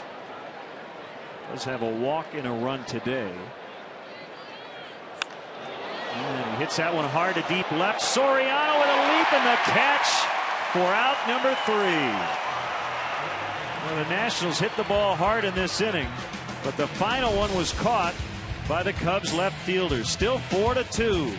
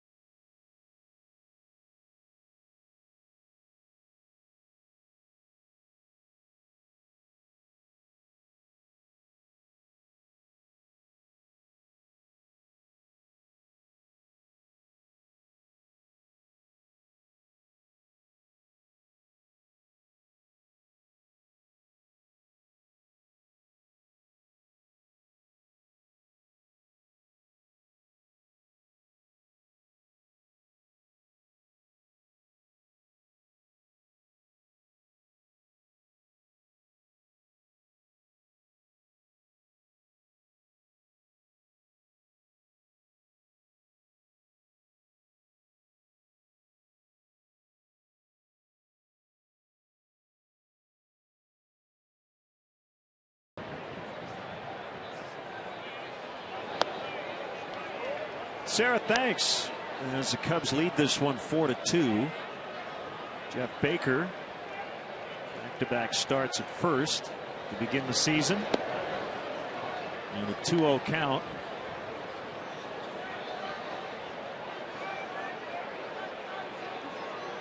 Will be followed by Soto and Bird.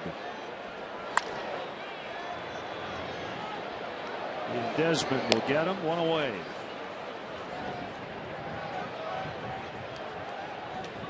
Red Sox and Tigers today. Josh Beckett and Doug Fister, the scheduled starters at Comerica Park. Jose Valverde blew the save on Thursday, but the Tigers got the win anyway. Austin Jackson, the hero, in the bottom of the ninth.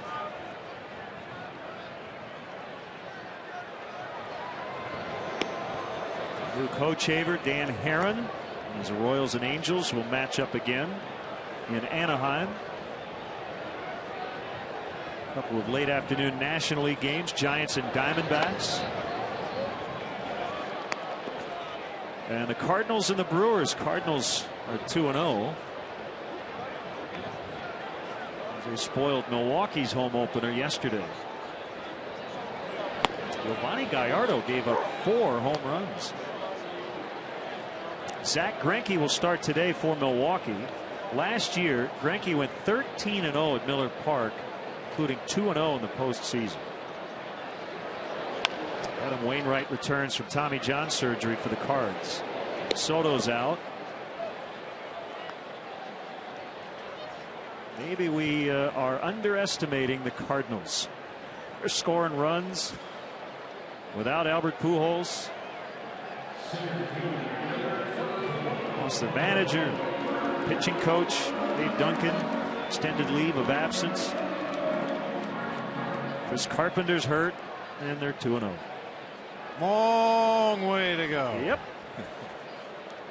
I don't know if you had a chance to catch any of that Diamondbacks Giants game last night, but boy, the Diamondbacks roughed up Tim Lincecum.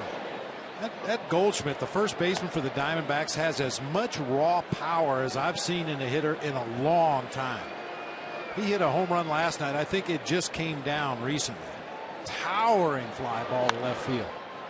Jam shot grounder, and that's a quick 1-2-3 for Stammen.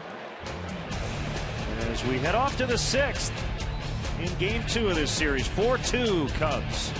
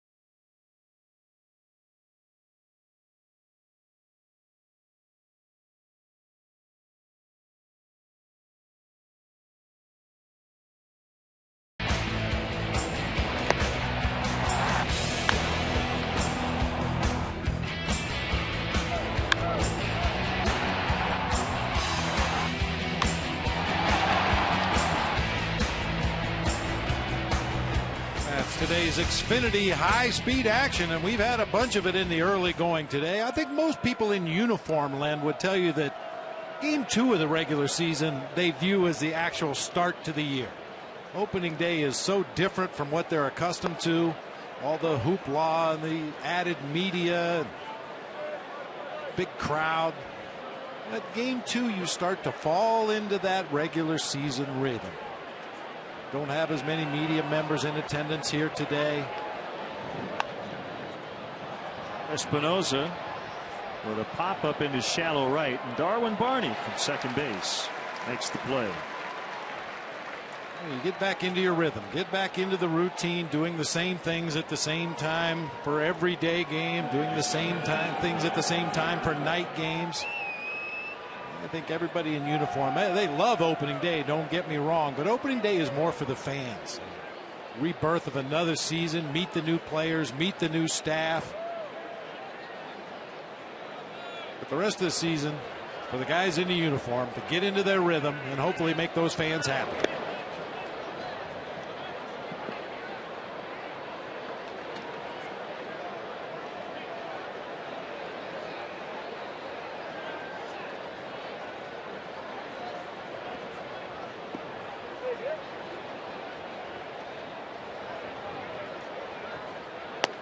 Slider to Zimmerman is high, and it's 2-0.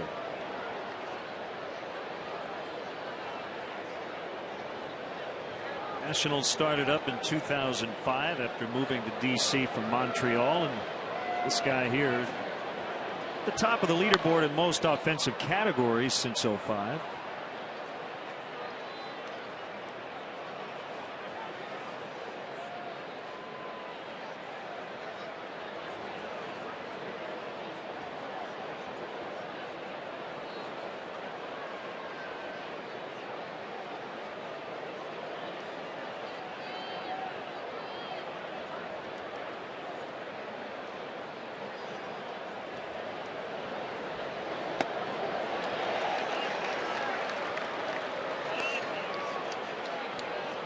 Zimmerman, one of those hitters that appears to be standing a long ways from home plate. You think you could throw to that outside corner and he wouldn't be able to handle it with any consistency, but he has such tremendous plate coverage, tremendous power to all fields.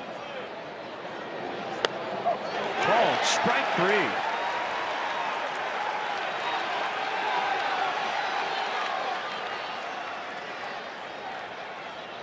Zimmerman not so sure about it, but Matt Garza threw the ball right where he wanted to. Just a little bit of tailing action on that fastball.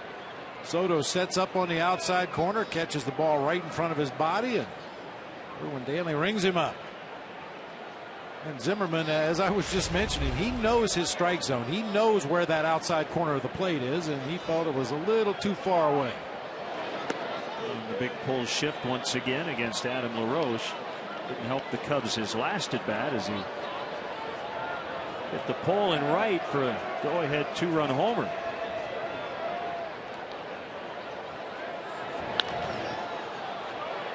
Bird will lay out, and he can't make the catch, and he's lucky that ball didn't come up and hit him in the face. Took a chance. He had Soriano backing him up, and he does keep LaRoche to a single. LaRoche with that pull shift on the infield, but you may notice Marlon Byrd was a couple steps toward the gap in left center, but that ball really died when it got out there in the gap, and Marlon's able to knock it down, keep it in front, holding LaRoche at first base.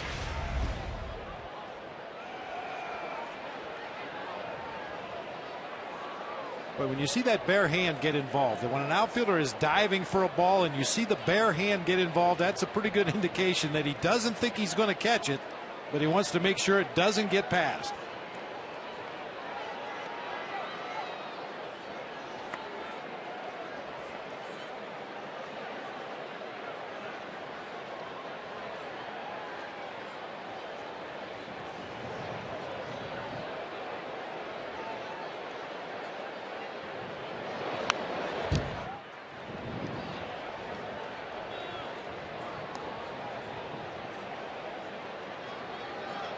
Jason Worth is an Illinois native.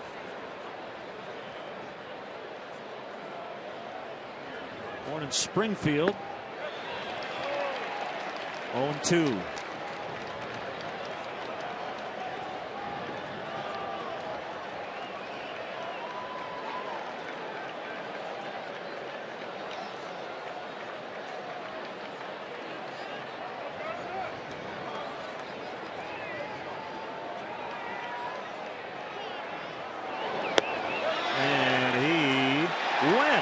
To end the inning.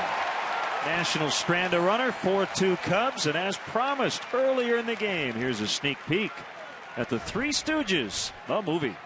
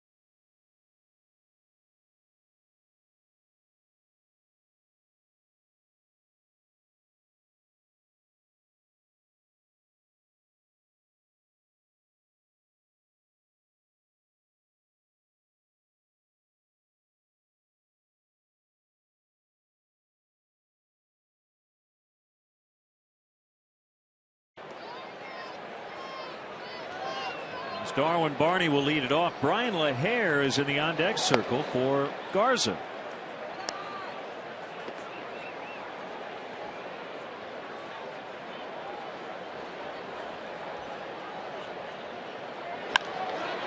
Into center and a base hit.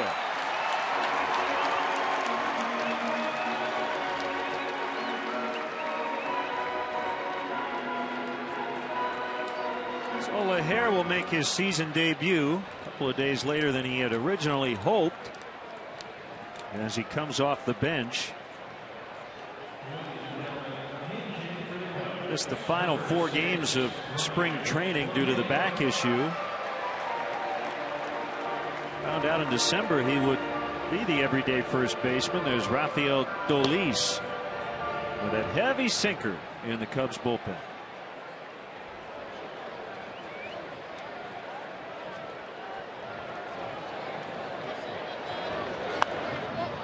And he pops it up in front of his own dugout, and it's Ryan Zimmerman.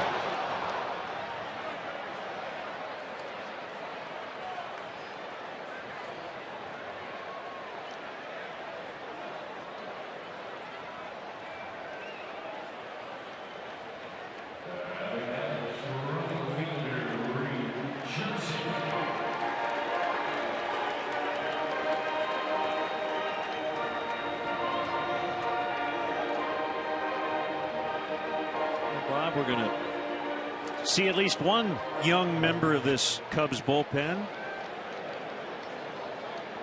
coming up in the 7th inning. Rafael Dolis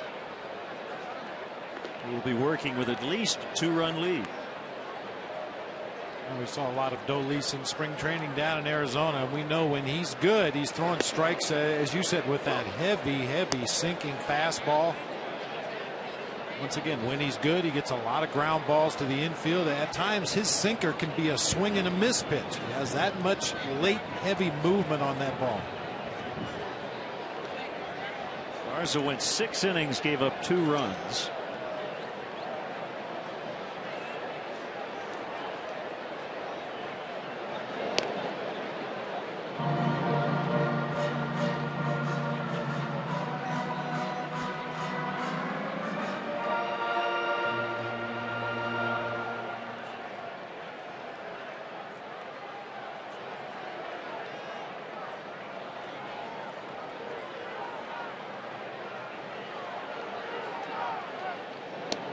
Stammen keeping a close watch on Barney.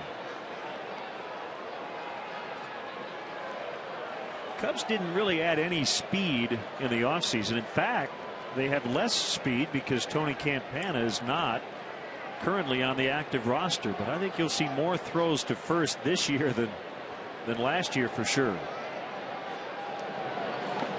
because of the Cubs' aggressive nature.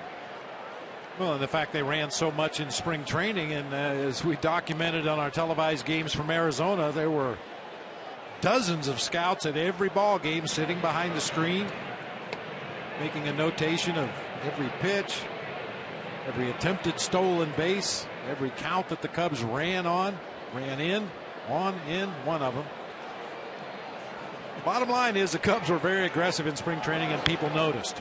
Barney faked towards second, put on the brakes, and then Reed Johnson pulled one and almost hit Joe Mather in the on-deck circle, believe it or not. Can you pull a ball behind you? I guess you can. I guess you can. We just saw one here. Between his legs. Well, you think you're safe with a right-handed hitter at the plate. Now with a left-handed hitter, you're a little more exposed in that third base on deck circle, but with a righty up there, you assume you're safe.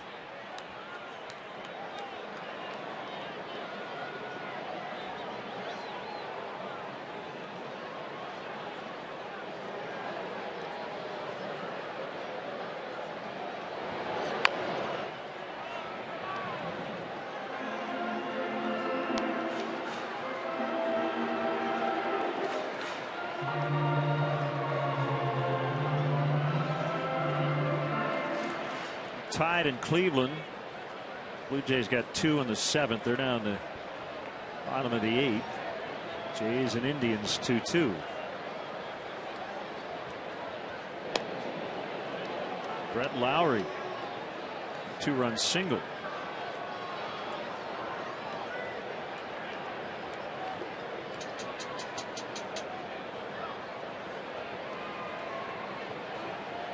Here it's 4-2 Cubs. Lee Johnson with the big hit for the home team, a 2-run triple in the 4th. And he just got hit. I mentioned he crowds the plate.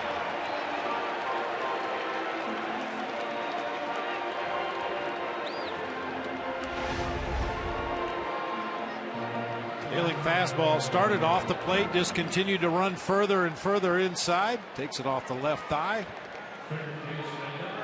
That's a painful way to get on base, but Reed Johnson doesn't seem to mind.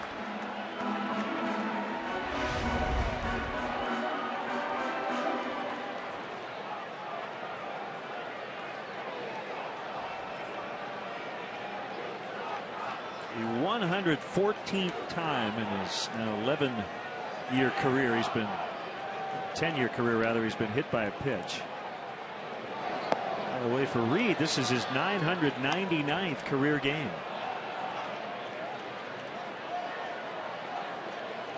He got hit 20 times as a rookie in 114 games with the Blue Jays in 06, 21 times to lead the majors.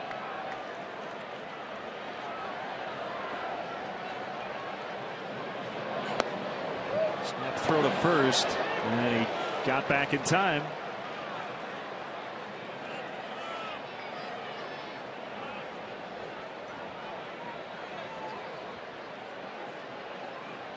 You'll notice Wilson Ramos behind the plate as he gives his signs to Craig Stammen out there on the mound. Watch his right knee. Watch how much he closes that right side of his body to make sure that not only the first base coach, but the runner at first base can't see his signs. Kicks away. Barney takes off. Throw to third. Not in time. Throw to second. Also late. And Espinosa just saved a run. As Zimmerman threw wildly to second. That ball almost ended up in right field.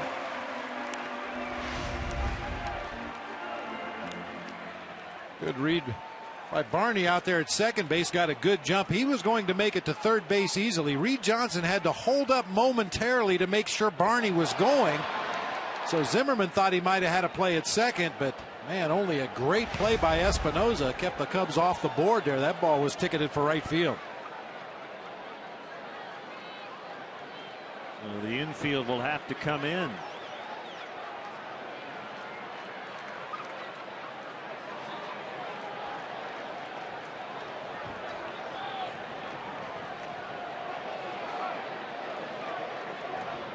And a 2-1 on Mather. There's a strike. 2-2.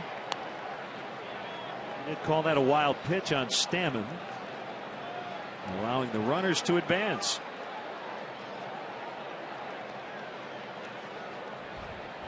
Stammen from Coldwater, Ohio. I think most Midwest states have a town called Coldwater. Mather went way out of the zone and strikes out. Well, this goes back to spring training conversation with the media. Dale Swaim talking about how pitchers change how they approach these at-bats with runners in scoring position. No question about it. Yeah, especially in the early part of spring training when a lot of pitchers still aren't sharp with their off-speed pitches, their breaking balls, or straight change-ups, or splitters, whatever their secondary pitches may be. And you get a lot of fastballs regardless of the situation. But once the bell rings and you're playing for real, those situations with runners in scoring position, you're probably going to get the best that pitcher has to offer. Castro with 2 knocks and takes a breaking ball in.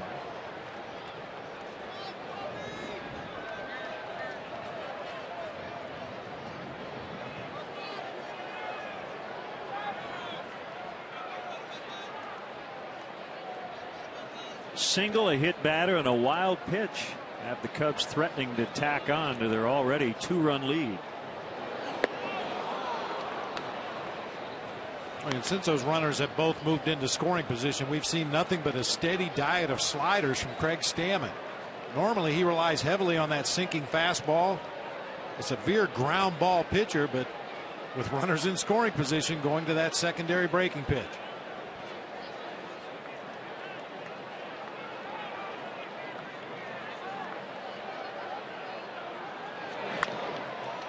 pitch to Zimmerman. The Cubs had an opportunity to add on, go by the board. Rafael Dolis coming in, 4-2 Cubs.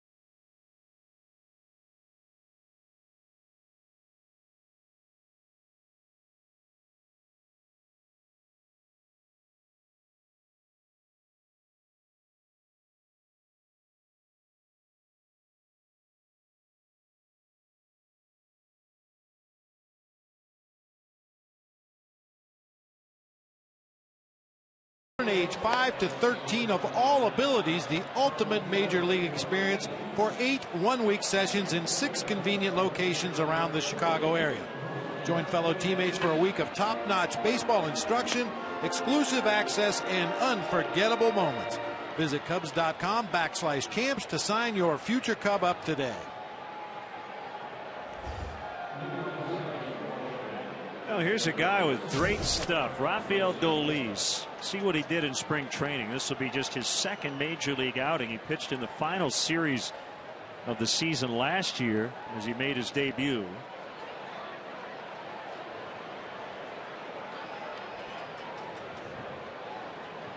.6'4", 215.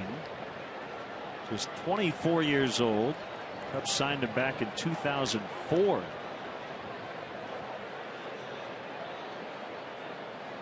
He was 16.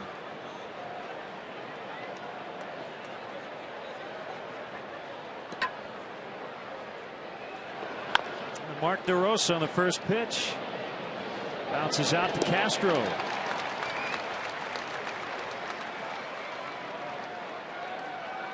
Dolis had Tommy John surgery back in 2007, July of 2007. Missed the entire 08 season recovering from that surgery and has returned with a lead pipe sinker. As you see left-hander James Russell beginning to crank it up in the Cubs bullpen, sneaking up on that pitcher spot in the Nationals lineup.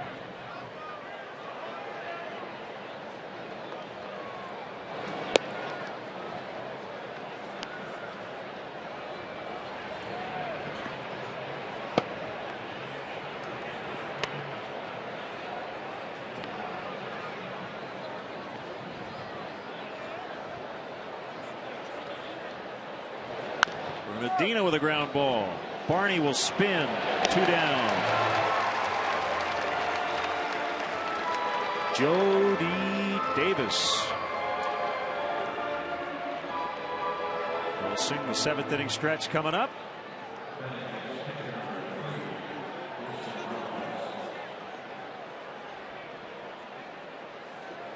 Right on cue, Rafael Dolis getting 2 ground ball outs. There's Jody. Looking good. Show the logo, Jody. Attaboy. Called strike on Ramos. Steve Lombardozzi is on deck in that pitcher spot.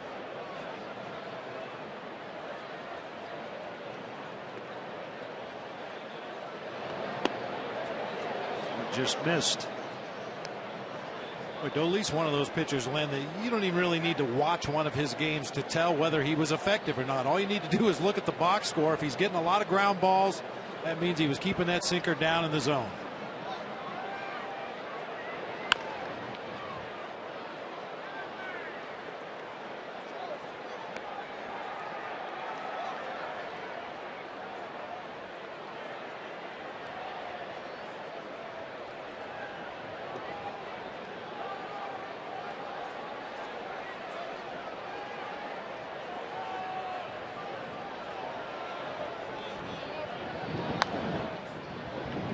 Was up, but fouled away.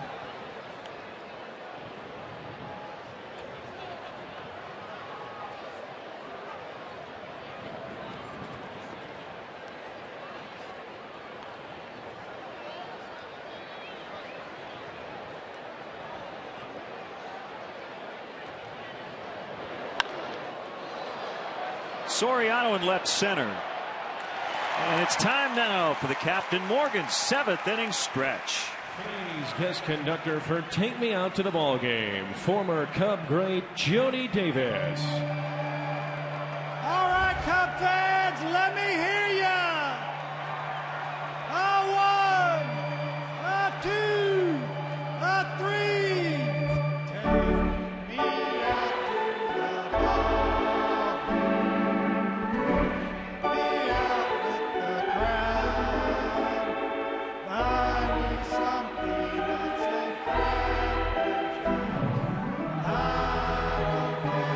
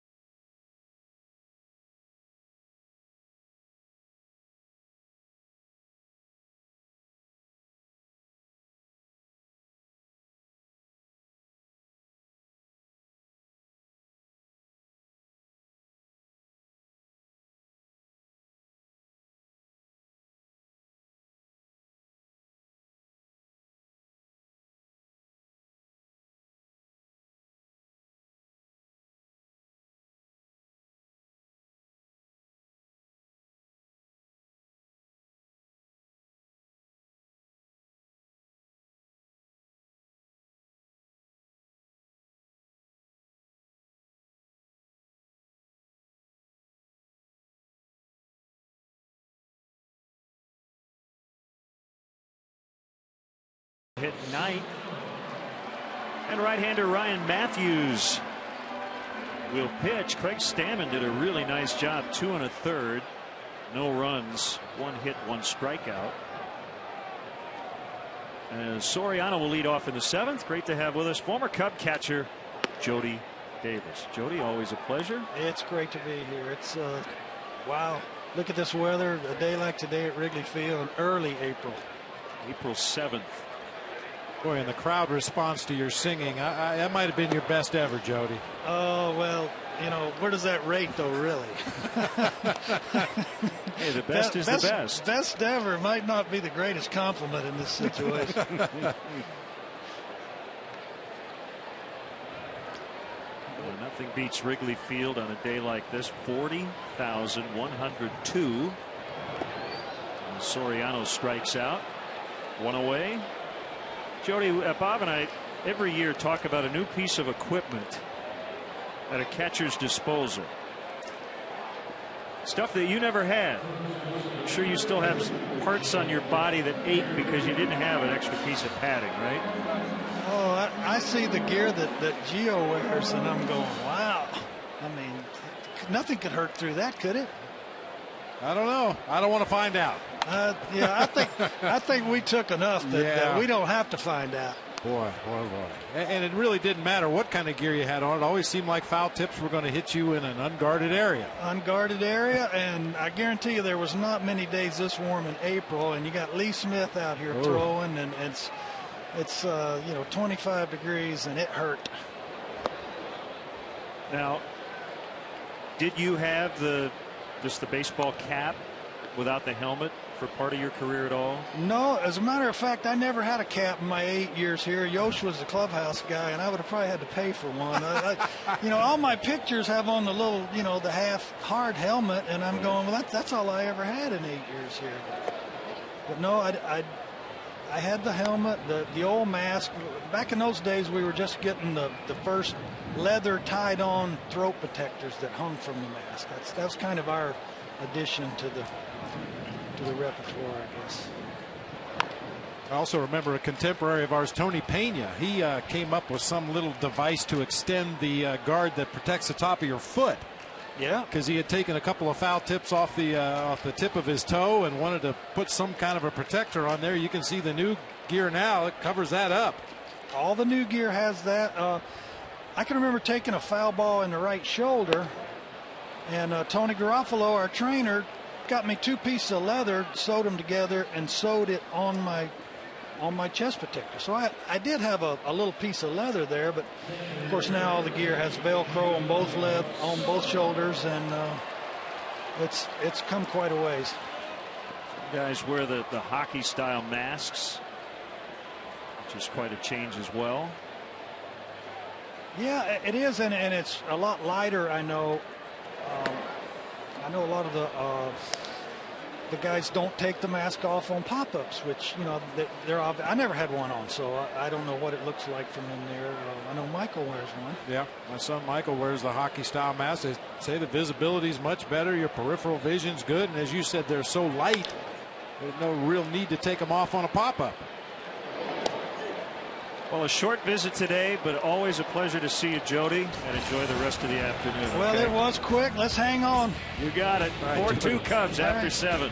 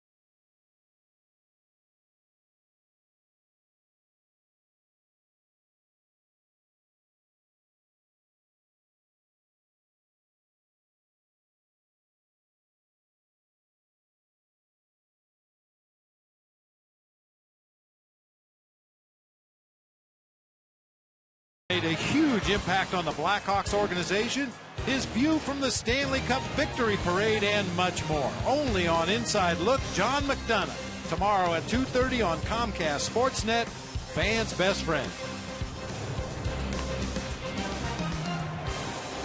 Got some changes here. Lots of them, in fact. You've got David DeJesus into play right. You got Reed Johnson going from right to left. Ian Stewart is now at third.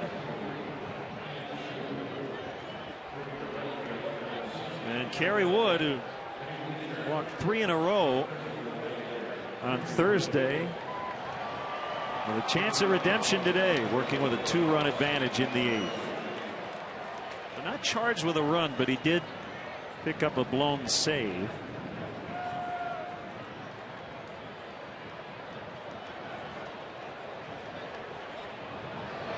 Lombardozzi, you may recognize the name Steve Lombardozzi. He's actually a junior. His dad played in the major leagues.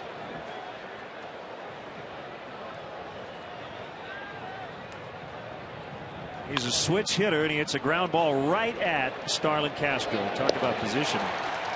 Cubs believe in it, as every team does, but the Cubs really shift around depending on the game situation and the batter.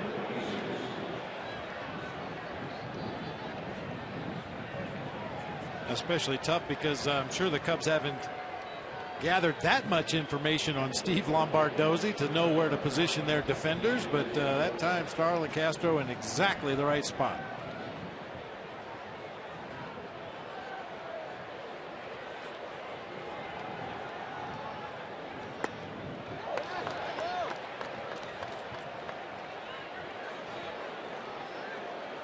Strike to Desmond.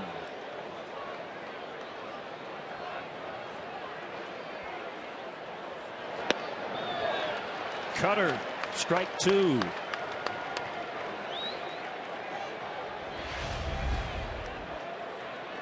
Ball starts right on the inside corner, works its way back a little bit over the big white part of the plate for a called strike. Swing and a miss, strike 3.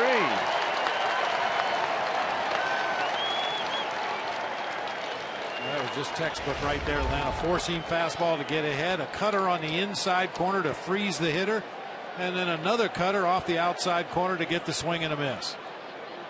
Whatever wasn't working for him on Thursday appears to have been calibrated. I mean, even a veteran like Kerry Wood on opening day at your home ballpark, close ball game, it's understandable. You get a little extra adrenaline, a little extra heartbeat going, maybe just a little overamped out there on the mound. Couldn't command his fastball as well as he has so far here in the 8th inning today.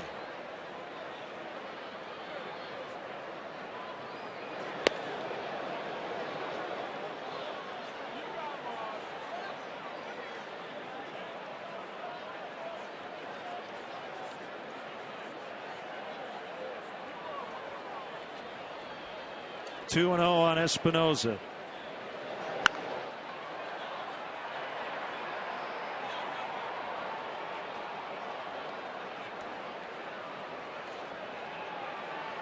Pitchers of record are the starters. Garza went 6 innings, gave up 2 runs.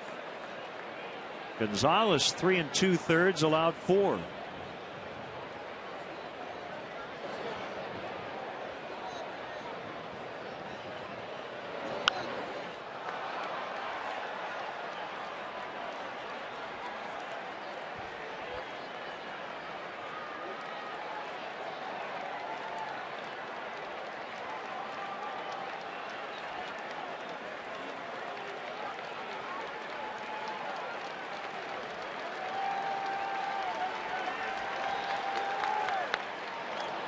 Yank foul. Carey was a Comcast Sportsnet March of Dimes Cub of the Year. Another great awards ceremony in February before spring training. Dinner raised a record $720,000 for March of Dimes. It raised almost $9 million total in 24 years. See these swings by Espinoza. He wants to hit the ball in the air. Well, and because of that swing, trying to lift the ball in the air, it causes him to strike out an awful lot more than the Nationals would like to see. 166 punch-outs last season, and he struck out 1 of every 3 at-bats in spring training this year.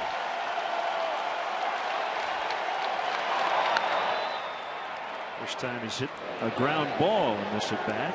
Still 2-2. Everything down, down, down from Kerry Wood today.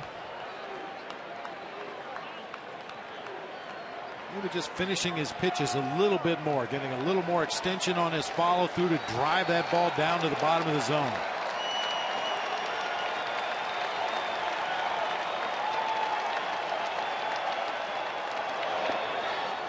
Curveball got away a little bit. 3-2.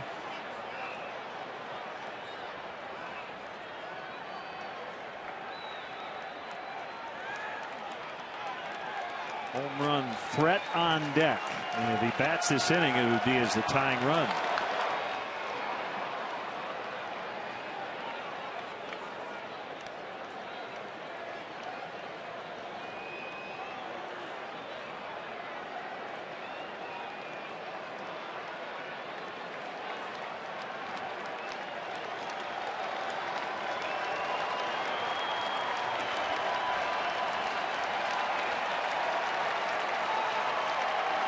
It's number 10 to Espinosa. Up in the air, deep to left, and it will go to make it 4-3. Sure looked like he was trying to do that from the moment this at bat started. And Danny Espinosa with his second hit today. Now a one-run game. Pretty nice piece of opposite field hitting when a full count situation. That fastball is actually off the plate away. But with that lift swing, Espinosa gets the bottom half of the baseball, gets it up in the air to left field, and hit it well back into those bleachers in left.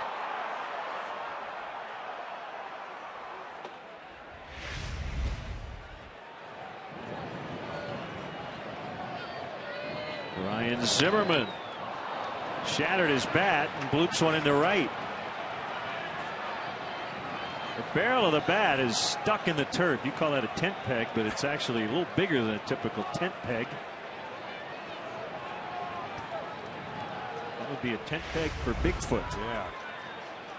Big leg kick, big swing on a pitch down in the zone. That's actually the tent peg that he's got left in his hand right there. The barrel of the bat, and most of the bat went whirly-birding down that third baseline and stuck in the grass. Carlos Marmol just grabbed the ball in the Cubs bullpen, and he's getting ready in a hurry.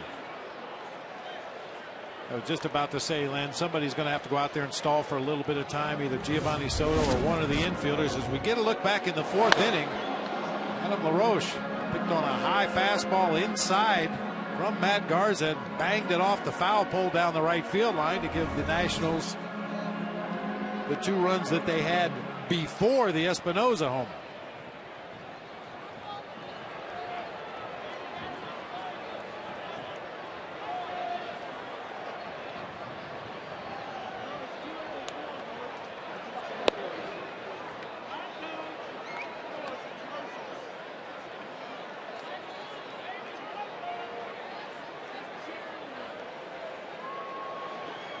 Another tight one here at Wrigley. 1-run game on Thursday, and a 1-run game at the moment here today, and it's 2-0 on Adam LaRoche. There's the closer, Marmol.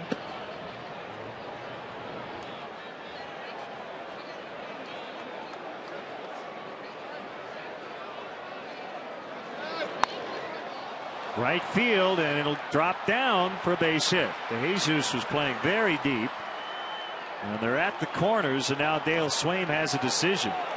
Marmol's pretty close to being ready. And Kerry Wood has now allowed 3 consecutive 2-out hits.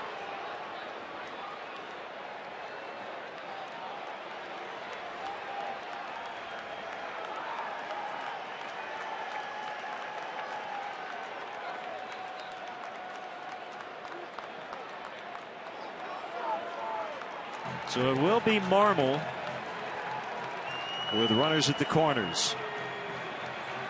It's a Honda call to the pen. Carlos Marmol coming on when we come back.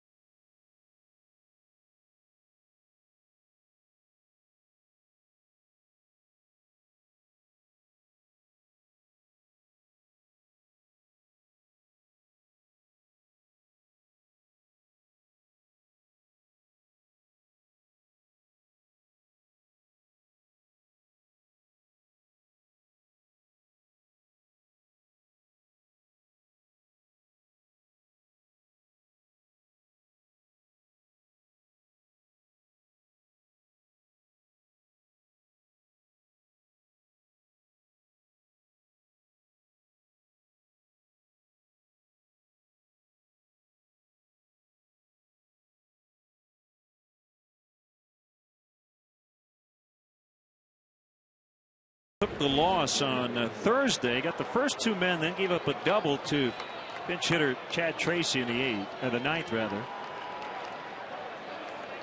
And then Ian Desmond won it with an opposite field single. He faces Jason Worth, first and third, 2 outs.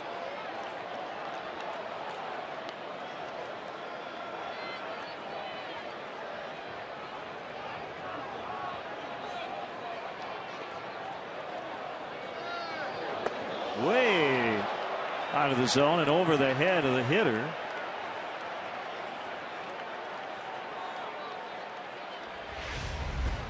No intent here on the part of Carlos Marmol, and that pitch may actually serve a very valuable purpose as we move forward in this at bat and tomorrow's game as well. You never feel real comfortable digging in against a pitcher after he's thrown one right at the ear hole in your helmet. Of course, the key is to come back and throw strikes.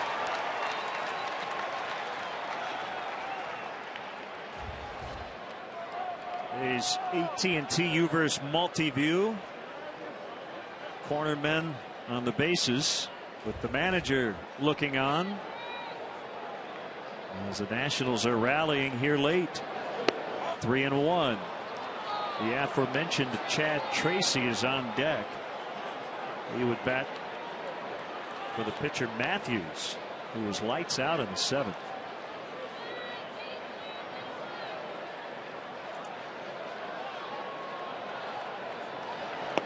And there is ball 4 to load him up.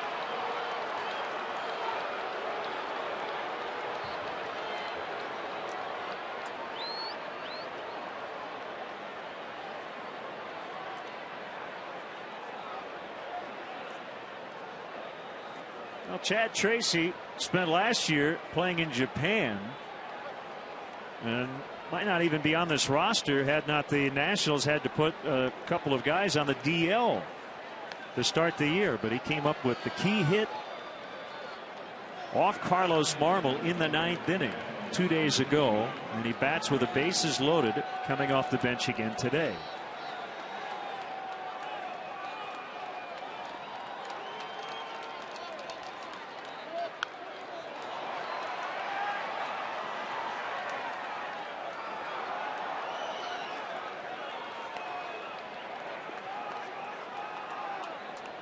Too many red jerseys in that picture.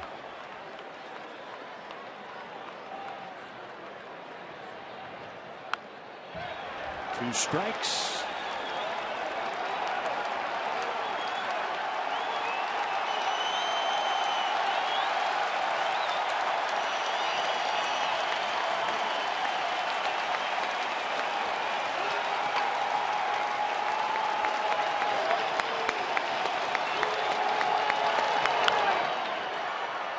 Do it again.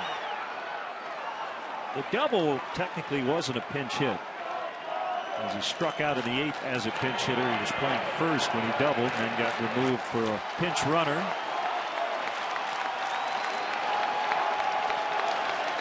Nowhere to put him.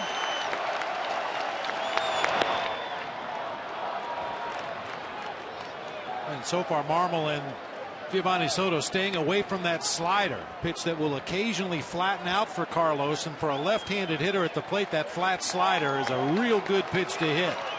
So far all fastballs away, all in the mid-90s.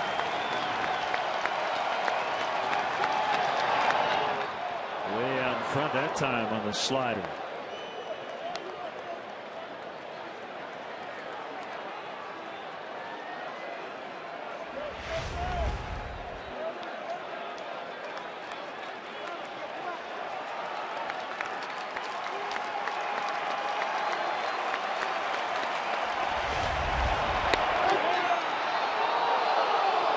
Giovanni Soto's reaction after the foul ball, and then on the next pitch to Chad Tracy, another slider, this time off the plate inside. Gio shook his head, yeah, held up the glove. That's where he wanted the pitch before.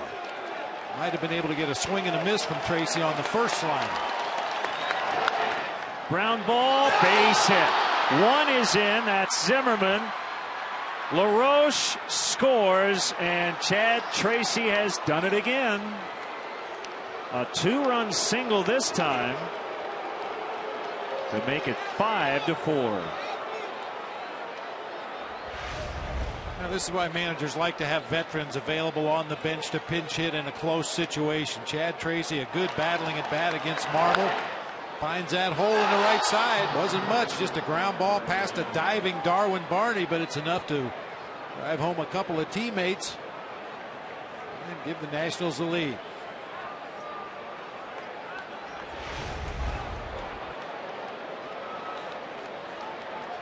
Now that they have the lead, they can go with Clippard, their setup guy, their top-notch 8th inning man, in the bottom of this inning. It will be interesting, though, to see what Davey Johnson does in the 9th if they maintain that lead for this reason. He has decided to use dual closers. 2-0 now. Rather 1-0 on Bernardino. He's got Brad Lidge, who got the save on Thursday. He also has fireballing Henry Rodriguez. And the plan through at least when Drew Storen comes back is to kind of alternate days with those guys in the 9th. Now, what puts a wrinkle into the mix is that they were off yesterday. So he could choose to come back with Lidge today if he wanted to, or he could go with Rodriguez. The idea there, Bob, is that nobody gets too tired. And you can also pay a lot more attention to the matchups on a given day. Maybe Henry Rodriguez matches up better in the 9th inning against the opposing hitters. On another day, it may be Brad Lidge that matches up better. Well, the other issue, aside from the fact, most importantly, that the Cubs have given up the lead, is that Carlos Marmol is nearing 20 pitches, and this is one of those things Dale Swaim wanted to avoid this season and get him to be more efficient. And they're going to add on to their lead as Worth will score, and Bo Porter, the third base coach, will stop Tracy at third. It's a double for Bernardino, and it's now 6-4 Nationals.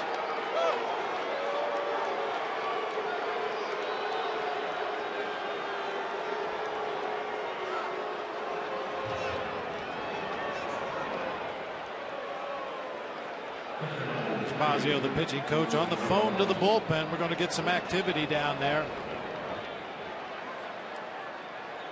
That's Sean Camp, a right-hander. A 4-run Washington 8th, and all of this happening after Kerry Wood got 2 very quick outs on a ground out and a strikeout.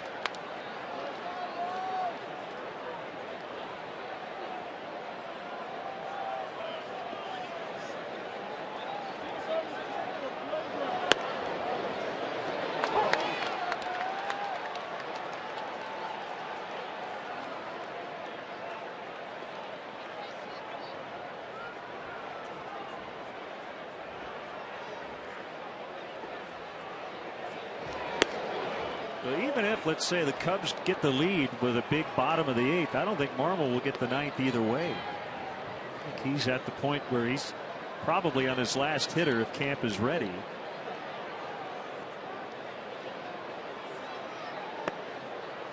Two and two.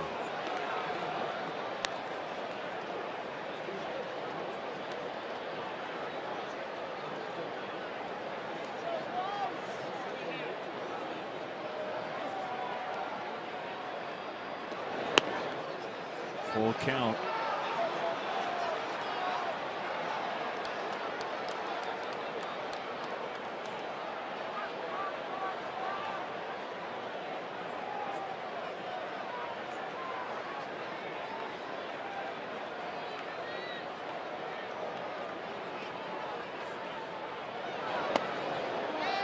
And ball 4.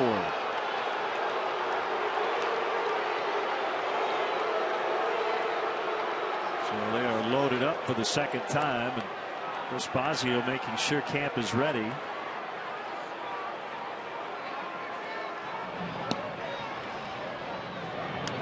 The best laid plans coming out of spring training. You feel pretty good about your chances with Kerry Wood setting up for Carlos Marmol, but after 2 games of the season, a lot of uncertainty.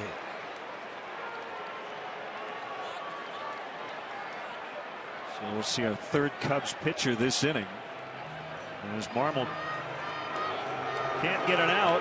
Sean Camp coming in, and it's a Honda call to the pin.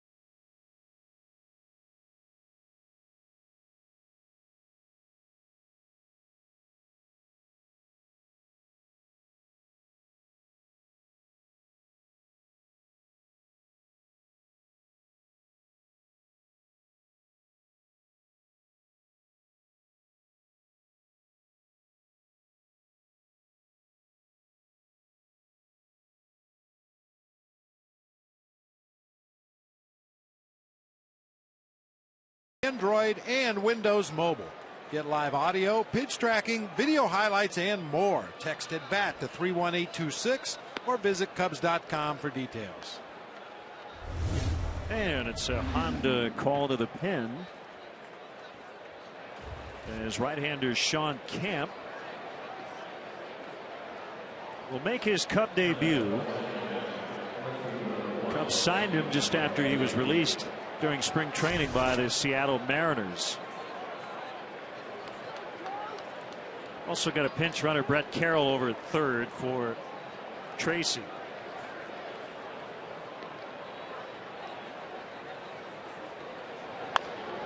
Lombardozzi with a ground ball, and Castro will throw late. Everybody's safe. He had a long way to come in. That ball was not hit hard, and it'll be an RBI infield hit for Lombardozzi. 7-4. Well, you play deep in that situation to try to plug as many holes as possible, make sure the ball doesn't get through into the outfield, and then that little topper to the left side of the infield, just more than Castro could handle. Lombardozzi narrowly beating it out at first base.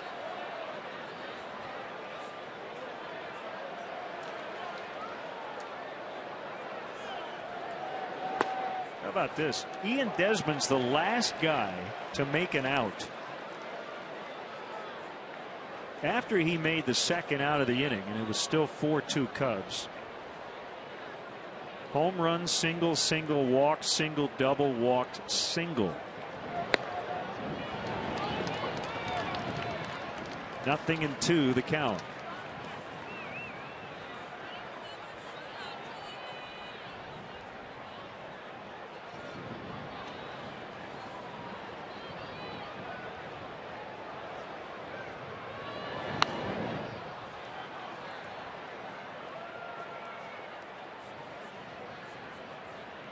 Sean Camp, as you may have already gathered, throws a sinking fastball in the high 80s, low 90s.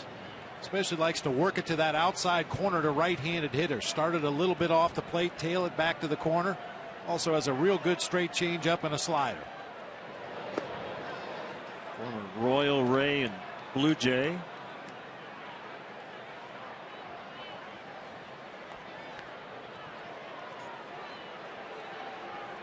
And at one time pitched in the minor leagues for manager Dale Swain. Pirates chain. 2-2.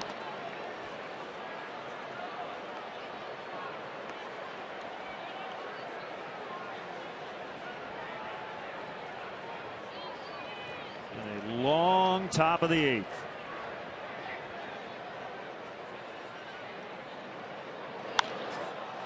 Fly ball to right. David DeJesus makes the catch, and the inning finally is over. 11 Nationals come up. 5 of them score, and it's now 7-4 for the visitors.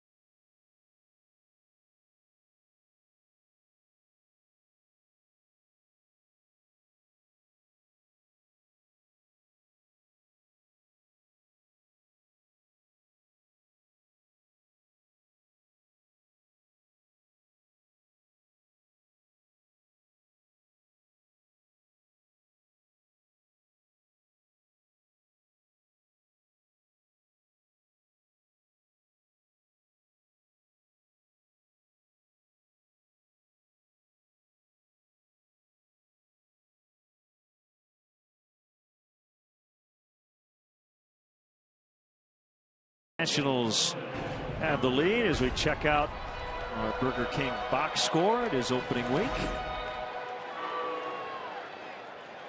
And remember, some changes were made as the Cubs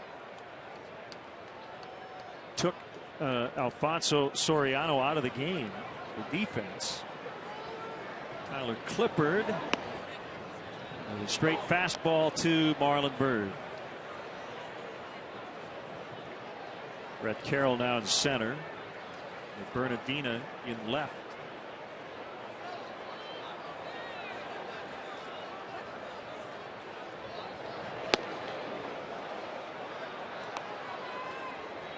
We talked about Clippard, who pitched in yesterday's ball game, faced 4 hitters, only because Danny Espinosa, his second baseman, made an error on a ground ball, but a clean inning. Other than that, he will throw as many changeups as he throws fastball. Last year, according to Fangraphs, 42.9% of his pitches were fastball, 42.9% of his pitches were changeups. Also mixed in some sliders as well. Completely scrapped his curveball in the process. Has really discovered a great feel for that straight changeup. There it was. And it'll be Ryan Zimmerman to make the catch. Retire Byrd.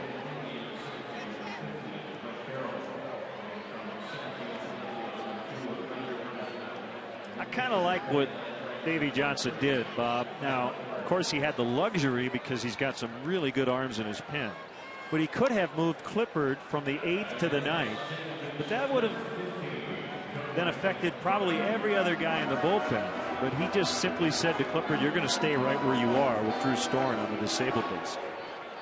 And nothing against Tyler Clippard, because he certainly appears to be a really, really good pitcher with good stuff that could probably handle a closer's role. But we've seen him many times in the past. That guy who was an effective 8th inning reliever could seemingly get 3 quick outs every time you bring him into the game. So, hey, why not try him as the closer? And it just doesn't work the same.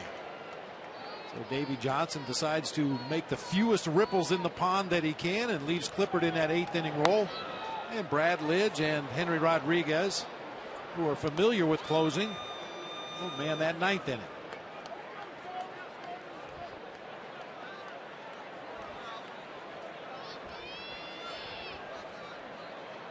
Now someday his agent may have something to say about it.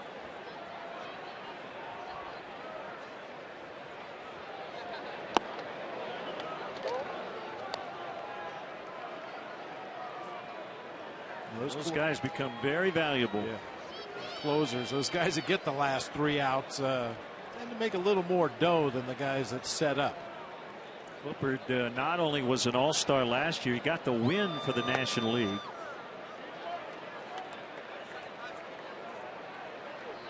The Jesus is on deck. Came in to play right in the top of this inning.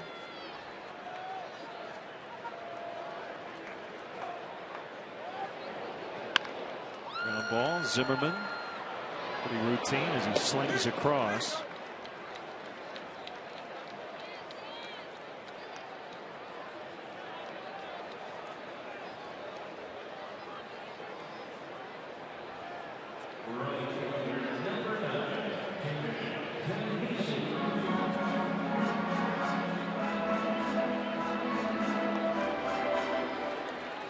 David was in the leadoff spot on Thursday and will probably be right back in there tomorrow. He went 1 for 4 in his Cub and Wrigley debut.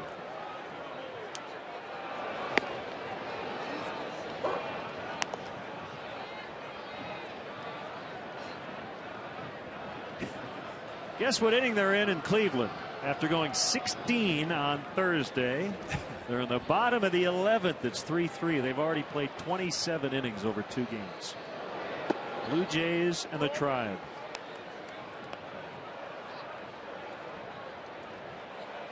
Cleveland's used 5 pitchers today, and the Blue Jays only 4, believe it or not. And it may be because they've had to stretch guys after using a bunch on opening day.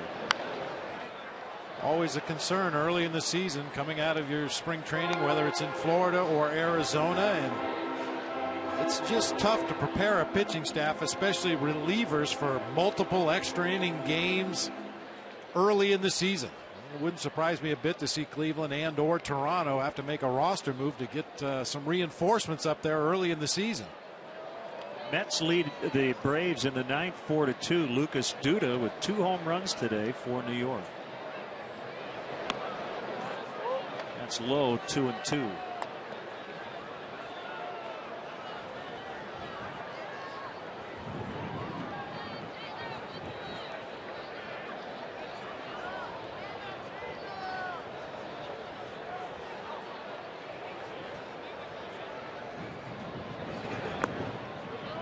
The dirt that time.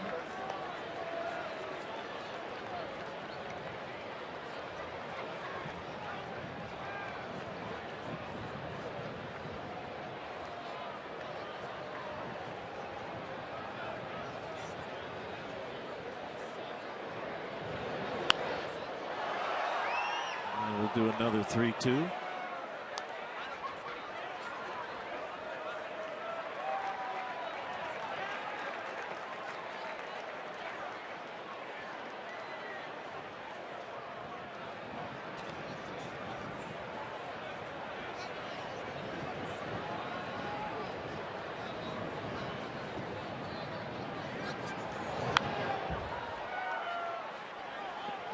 Over the last 2 years combined, the Nationals, when trailing after 7,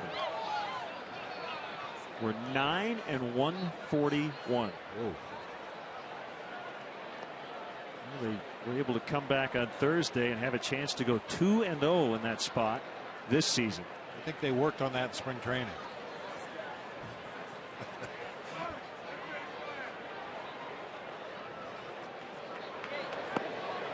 Ball 4. De Jesus keeps the inning alive. Well, the Nationals did that. The first 2 were retired in the top of the inning. They would go on to score 5 times.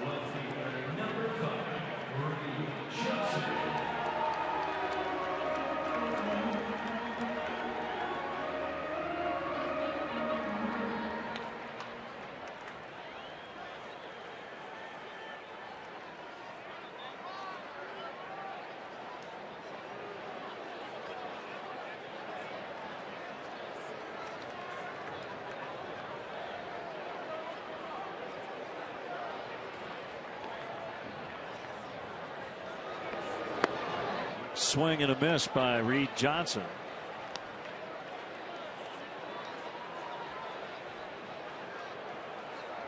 He tripled home 2 in the 4th, gave the Cubs the lead. They would have that advantage until the 8th.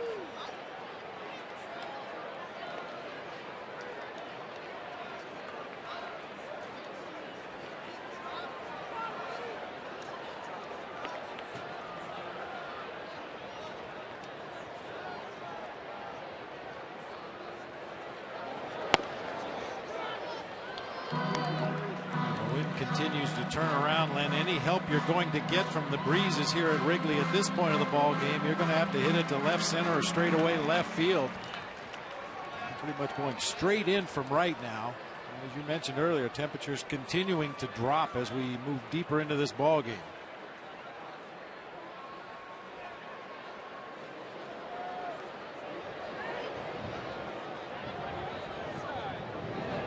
Johnson bunts. He pops it foul.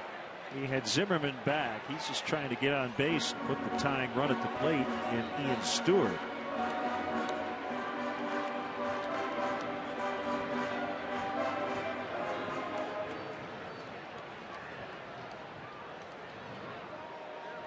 Good idea that time by Reed Johnson.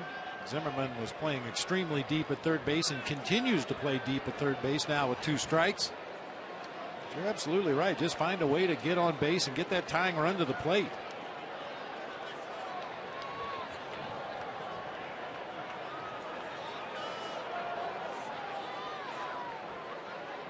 Jesus running and Johnson fouls off.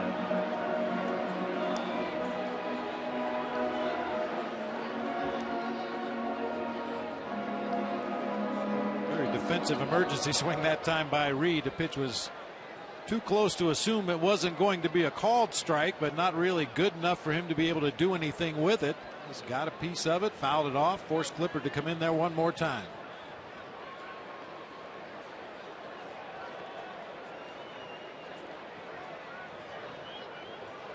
Jesus runs again. That pitch almost hit Johnson. A steal for DeJesus.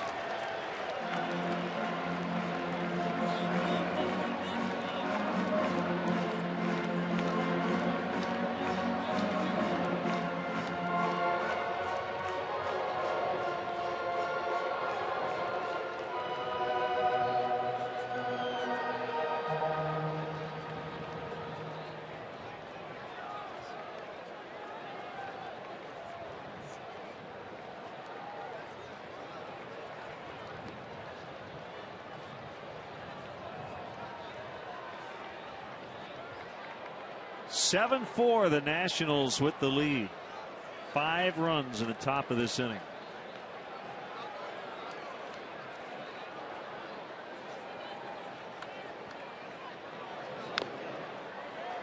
It's gone final in New York. Mets 4, Braves 2. So the Mets are 2-0. Braves are 0-2. Dickey over Jurgens. Frank Francisco has 2 saves.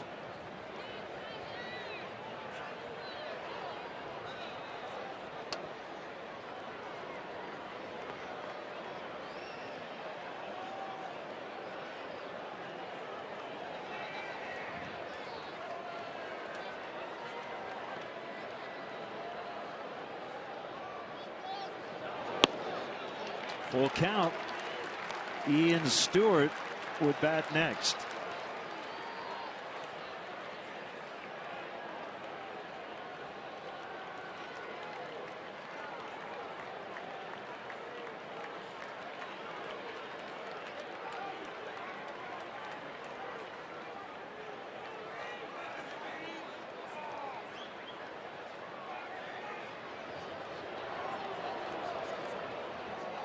Ready now for 3-2.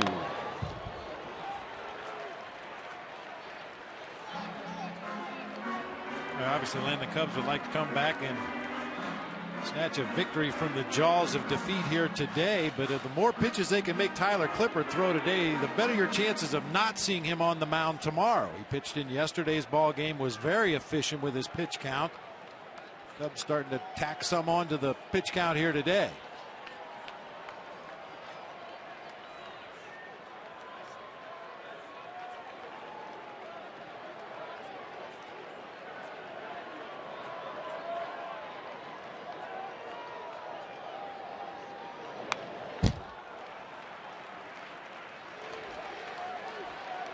has a quick bat, doesn't he? Especially in those 2-strike situations where mentally he shortens everything up. Shortens his stride, shortens his swing. Just trying to get a piece, stay alive. That was a good fastball on the inside corner in the mid-90s. Reed able to foul it straight back. And once again, forced Clippard to throw him another pitch.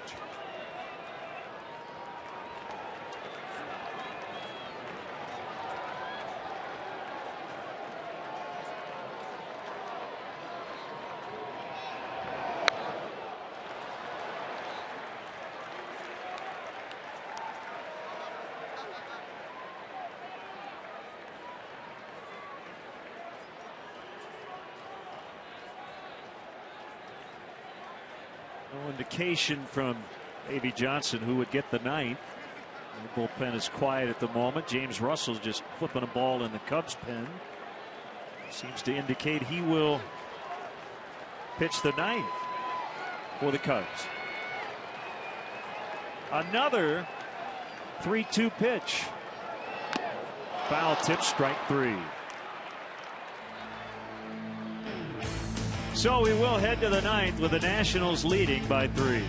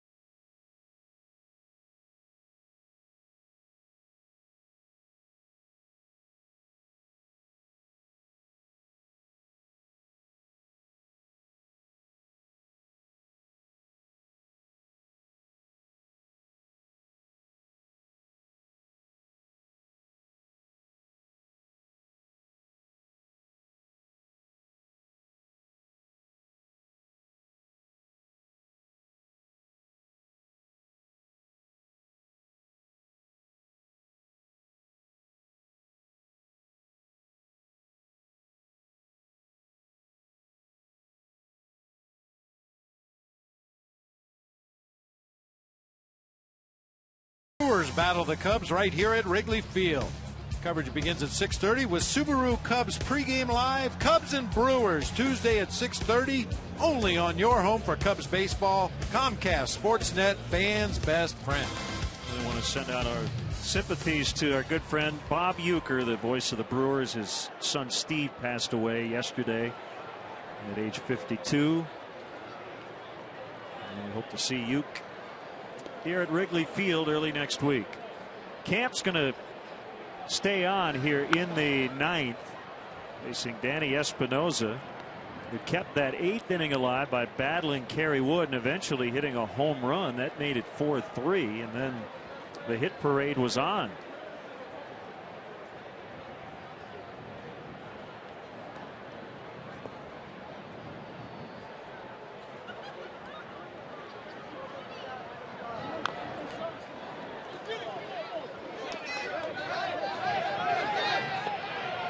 Going to the 12th, and the Blue Jays just scored twice. So Rajai Davis with a 2-run double. So it's 5-3 Blue Jays over the Indians in the 12th.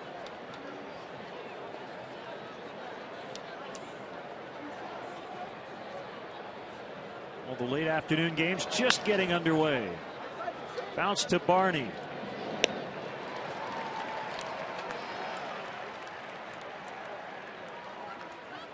Tickets are available now for the 2012 Cubs season, including the next homestand against division rivals, the Reds and the Cardinals, from April 20th through the 25th. To purchase tickets, visit Cubs.com, call 1-800-THE-CUBS, or visit the Wrigley Field box office.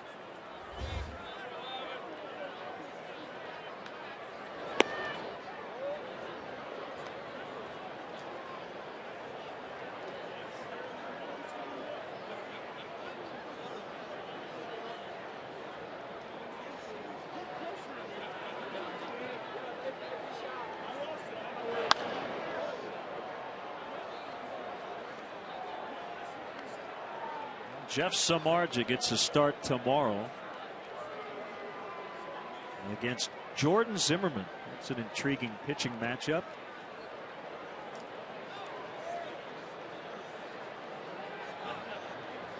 Cubs have gotten 2 quality starts in the first 2 games of this series, but it's been the veteran short men. That's not Jeff Samardzija. Kind of looks like him. He's wearing a Starlin Castro jersey.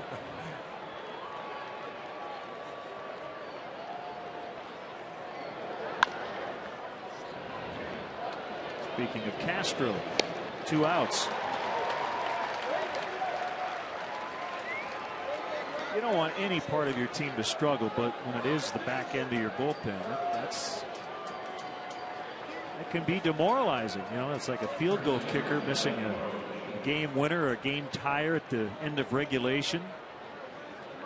Really, those are pressure-filled spots. Oh yeah, you think about any other aspect of the game, and you know, most teams, most players are willing to be patient. Okay, we're not swinging the bats as well as we'd like, but we know we're going to hit before the year's over. Same thing with your starting rotation. If you guys maybe are struggling a little bit early, but you've got confidence that over the course of 162 games, your starters will figure it out. But when the tail end of your bullpen is struggling early in the season, it really hurts.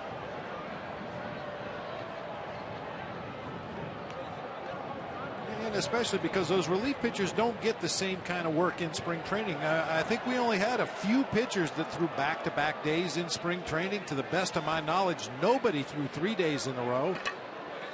And then suddenly the regular season starts, and when every game is important and every game counts, you want to rely on those guys that you have the most confidence in the bullpen, and it's very easy to quickly overwork them as well.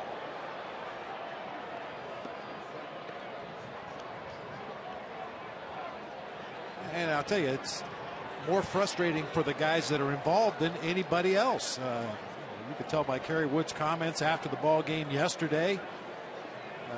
Nobody feels worse than the relief pitcher that comes in and gives away a lead, gives away a game that possibly should go in the win column. All you can do is come back the next day and try to be better. Boy, Adam LaRoche,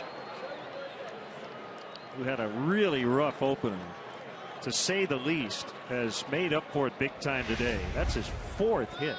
Including that 2-run homer earlier in the ball game, a sinker that just didn't quite get all the way out to the outside corner, and Roche promptly lines it into center field, head right down the barrel of the bat at contact. Now, see, he figured it out from one day to the next. That's the way this game can be.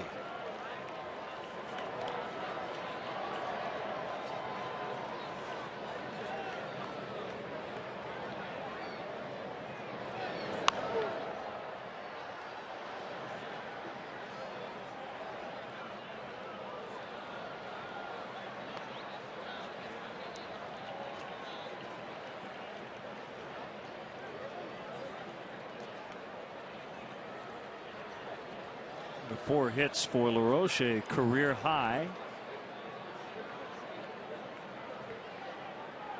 Ties his career high.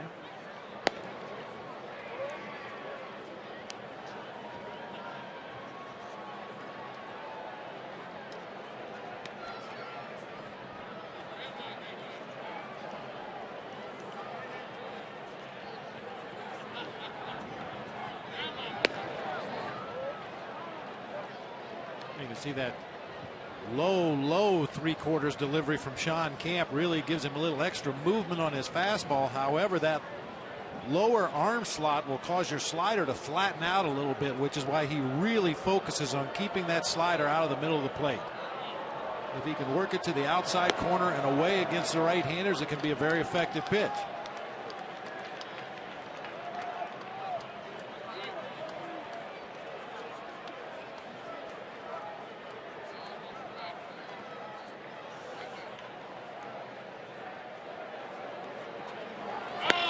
Swing and a miss to end the inning.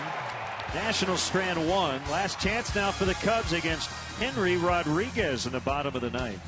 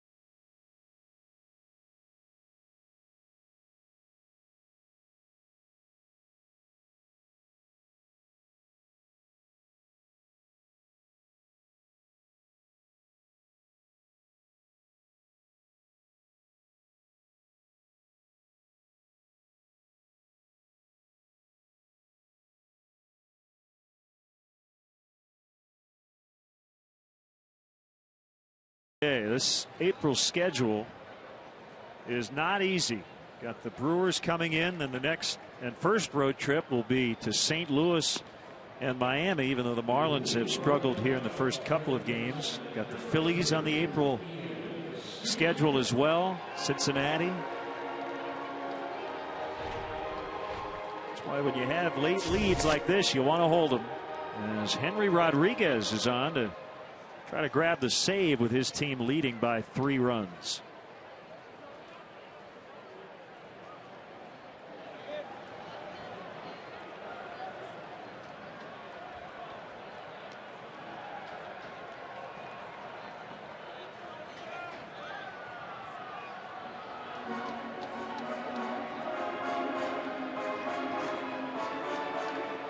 You mentioned the two-headed closer for the time being for the Nationals, with Brad Lidge and Henry Rodriguez figuring to split time, and this is the hard throwing of the two.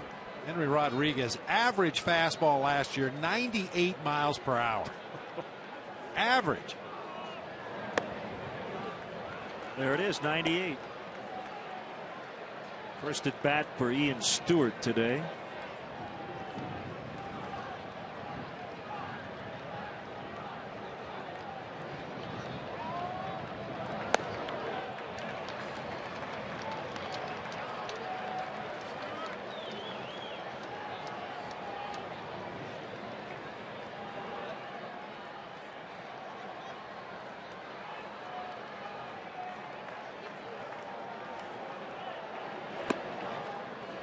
Strike to make it 2-1.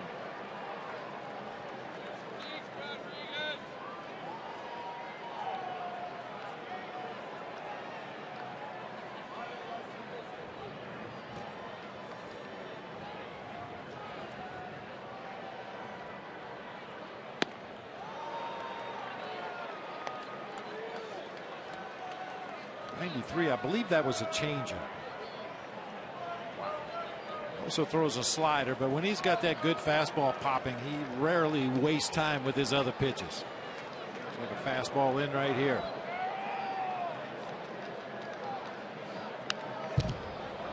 '99.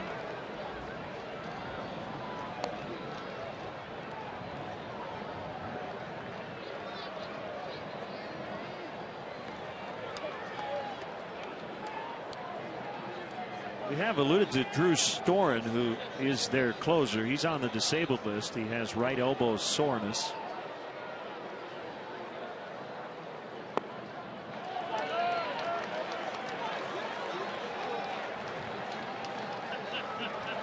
It's hard to believe. That's another changeup at 94 miles per hour. He changes the grip, but still gets the same kind of velocity. 3-2 now to Stewart. Fastball at 100, but it was low.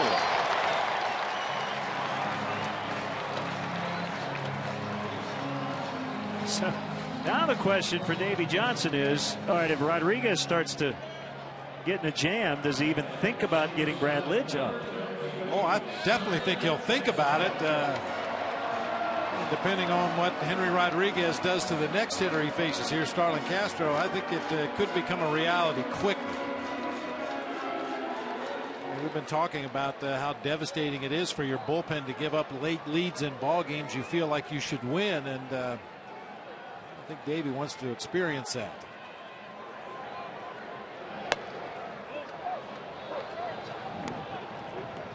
It really shows you how difficult it is to plan something and say this is what we're going to do, and then all of a sudden you get into this spot. You see a W staring at you, but only if you do something that you didn't plan on doing. A rare breaking ball that time from Rodriguez, hung up in the eyes of Starlin Castro, but only foul it into the glove of Wilson Ramos. This is a hanger. Spinning up there belt high on the inside part of the plate.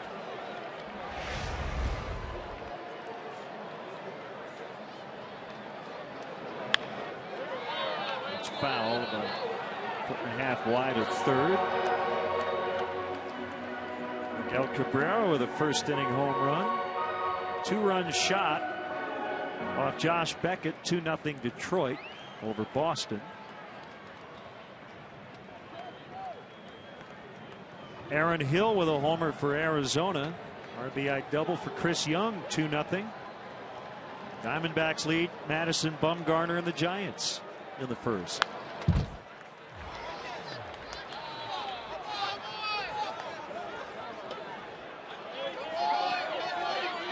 Royals with 2 first-inning runs. Dan Herron of the Angels.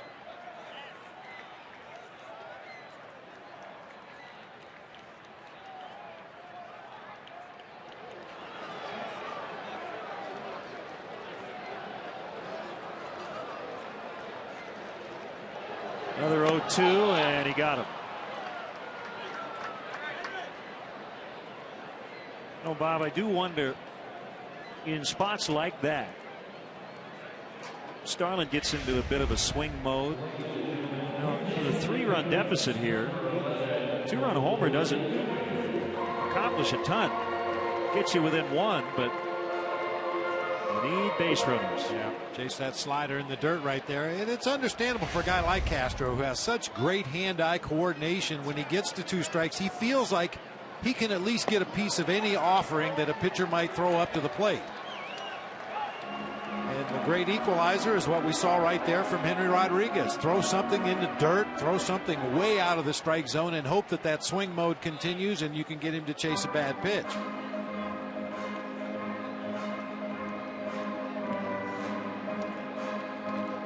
No steal for Ian Stewart.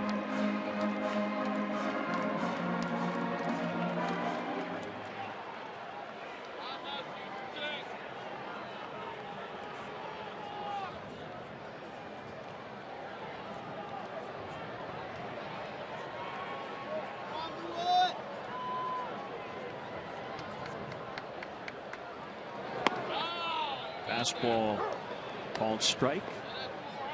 Blake DeWitt was a very busy pinch hitter last year. Didn't hit for a high average. .219, but he did knock in 10 runs off the bench. He had 64 official at-bats as a pinch hitter last year.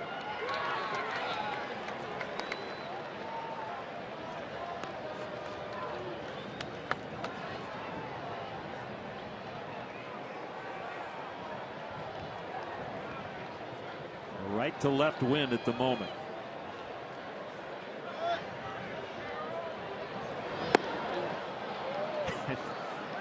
Just as you had theorized, Brad Lidge has grabbed a ball in the Nationals bullpen.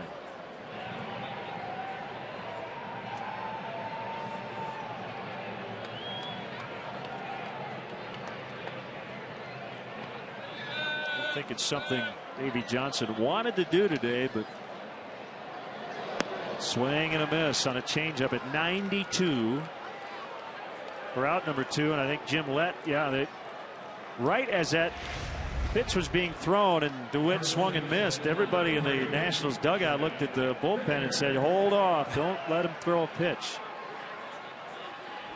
And for fans who aren't in on the inside baseball stuff here, Bob, I mean, the idea here is you don't want Brad Lidge to get hot at all if you don't have to, right? Right, yeah. I mean, and a guy like Brad Lidge, who has pitched his entire career as a relief pitcher, as a closer mostly, he knows exactly how many pitches he needs to throw to get ready to come into the ball game. And keep in mind, you get 8 on the game mound when you're called into the game. So Brad Lidge, I'm speculating, could probably throw 4 or 5 warm-up pitches in that bullpen, and with the 8 he gets on the mound, he's ready to go. So rather than get him loose in the bullpen, have him break a sweat and get ready to come into this game, as soon as that strike 3 went past Blake DeWitt, they had him just stand out there and wait. Cubs down to their final strike here. There's a potential tying run is still on deck.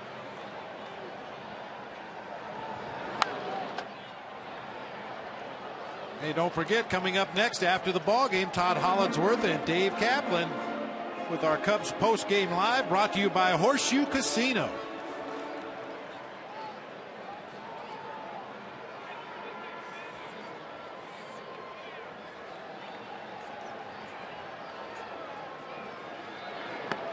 Called strike 3. And the Nationals come back late yet again with 5 runs in the 8th and beat the Cubs 7-4.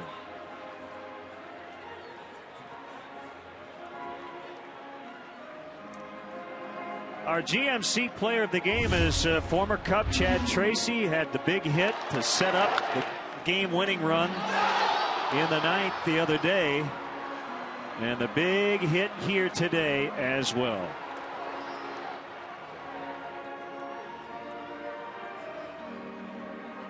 So for Bob Brenly and our entire Comcast Sportsnet production crew, John Walsh, Dave Turner, Tamara Anderson, Mark Harper, executive producer Jim Corno Jr., and our great crew, Len Casper, saying so long from Wrigley Field. The final score again today, the Nationals 7, the Cubs 4. We're back on CSN. 7 o'clock Central Tuesday night, Game 2 against the Milwaukee Brewers. In-game scoring provided by ScorePad.